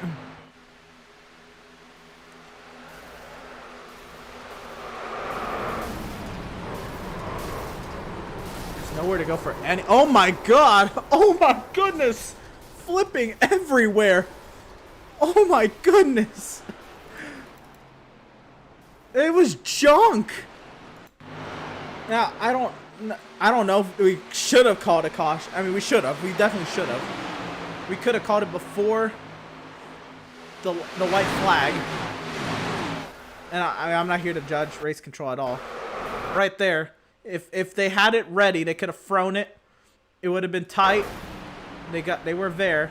They weren't at the white flag, but they waited, which is fine. You know, it's race control's decision. I'm just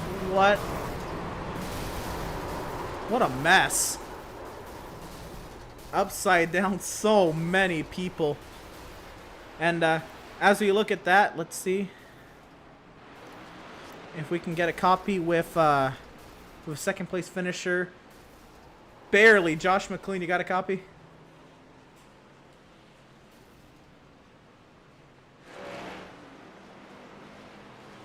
Josh McLean, you got a copy?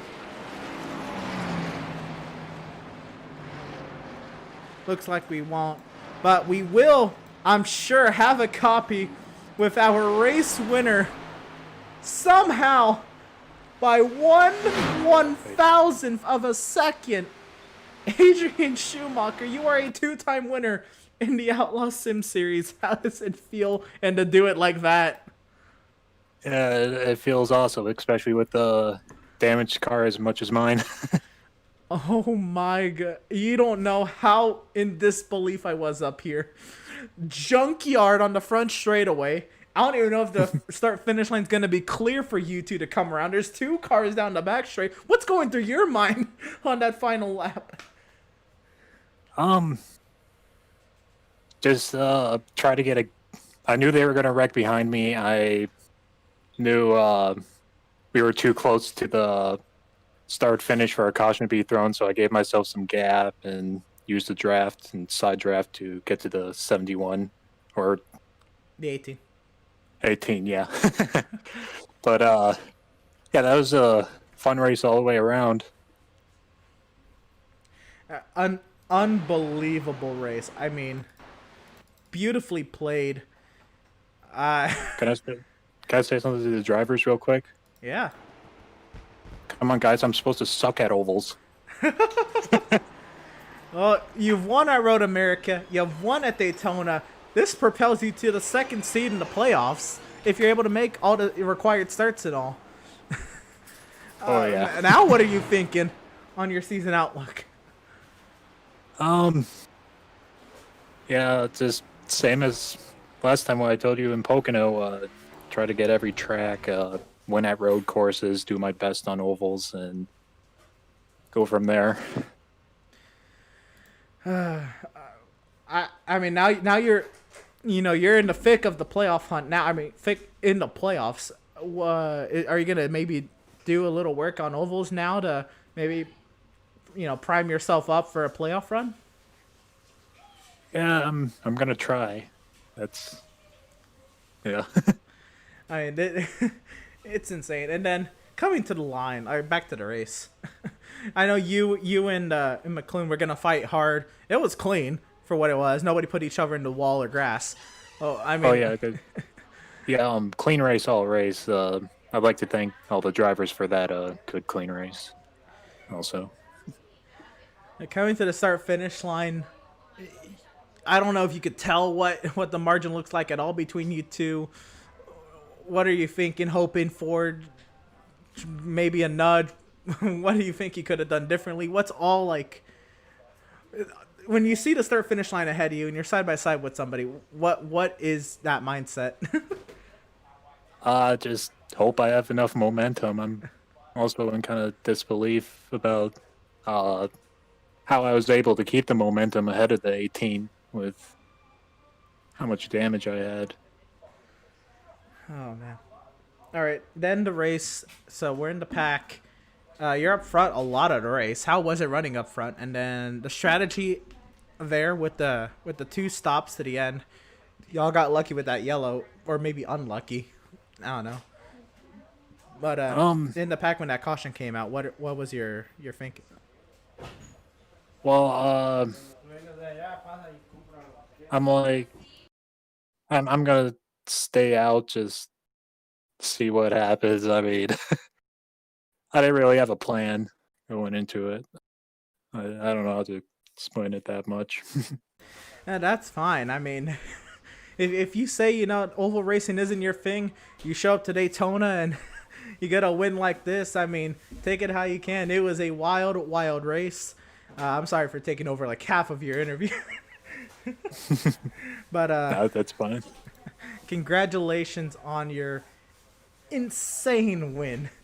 Uh, and best luck to you with the rest of the season now. I mean, now you're looking, you're propped up. Yeah, definitely. All right, on. Congratulations. What were you gonna say? Thanks. Just again,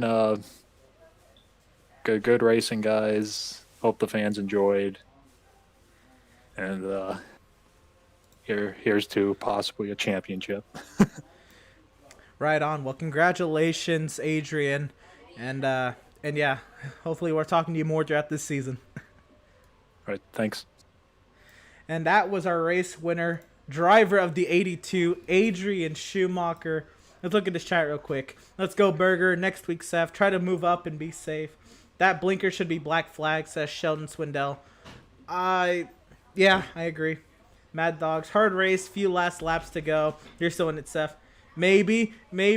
Schumacher, shoo me. Glad to have you watching, Luis. What a race. I can't. I can't. Schumacher just burning it down on the front straightaway. What a run. What a run. What a run.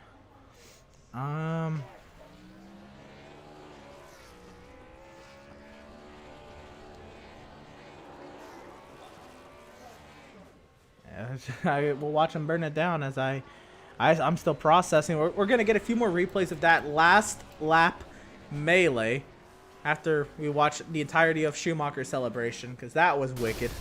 Oh, and he blew the engine. All right, so back to the last lap melee. I mean, it is a junkyard on the front straightaway, to say the least.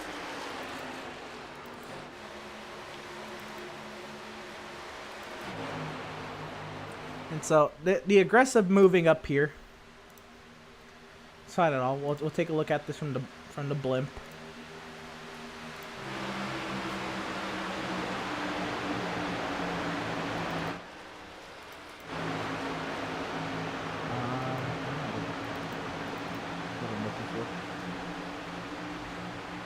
And Nice was just trying to go up, and he didn't see Stutzman there, and it was on from there, and Nice just got clobbered. I mean, absolutely pummeled. In the air, Linger fell upside down as Gardner. Big accident front straightaway.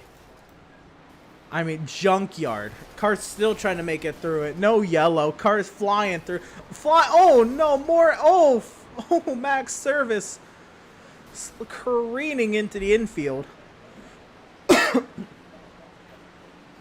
Absolutely insane. I didn't even notice that with Max Service, and he still somehow gets 7th.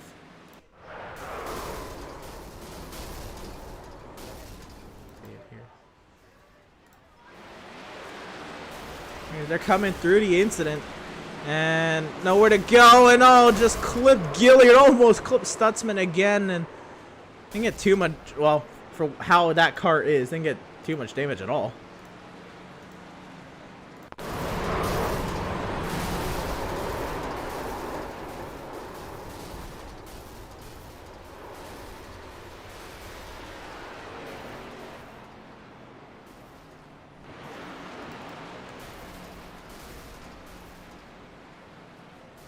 And my goodness.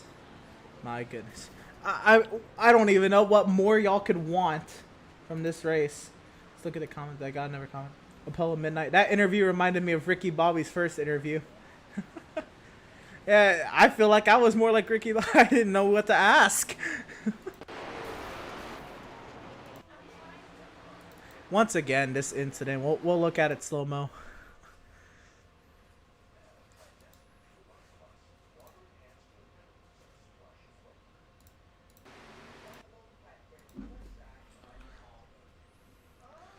You look at it here.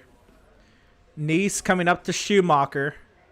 Nice turns right to try to go up, maybe try to shoot in the middle. He didn't really time that too well. Stutzman was clipped there, and then Lingerfeld clipped by Park.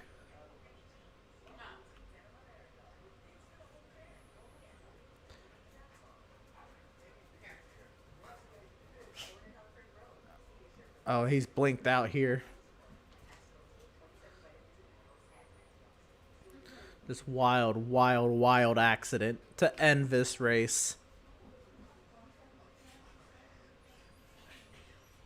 Trash heap, to say the least.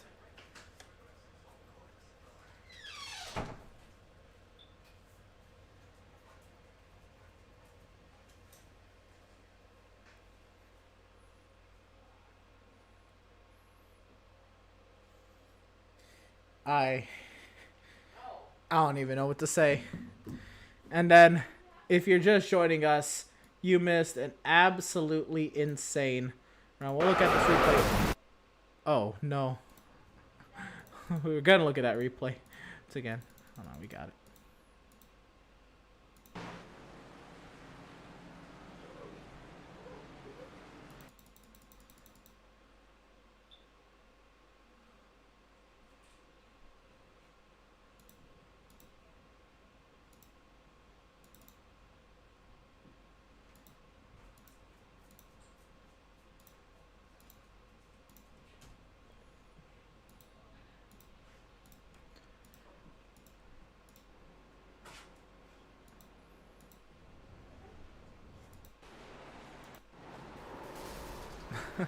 That about sums it up right there. Once again, just a wreck in full force. Last lap, everybody careening into it. Everybody trying to get as many spots as they can. Nowhere for everyone to go. What a final lap. All this goes on. Here comes Max Service and Andrew St. Cour. They fly into it. Service goes careening to the infield into the Kyle Busch spot. Car's backwards and everything. And then we go up. We still have this race to the checkers that goes all the way to the wire. Side by side, Schumacher, McLoone to the line. Somehow Schumacher wins this race. Unbelievable.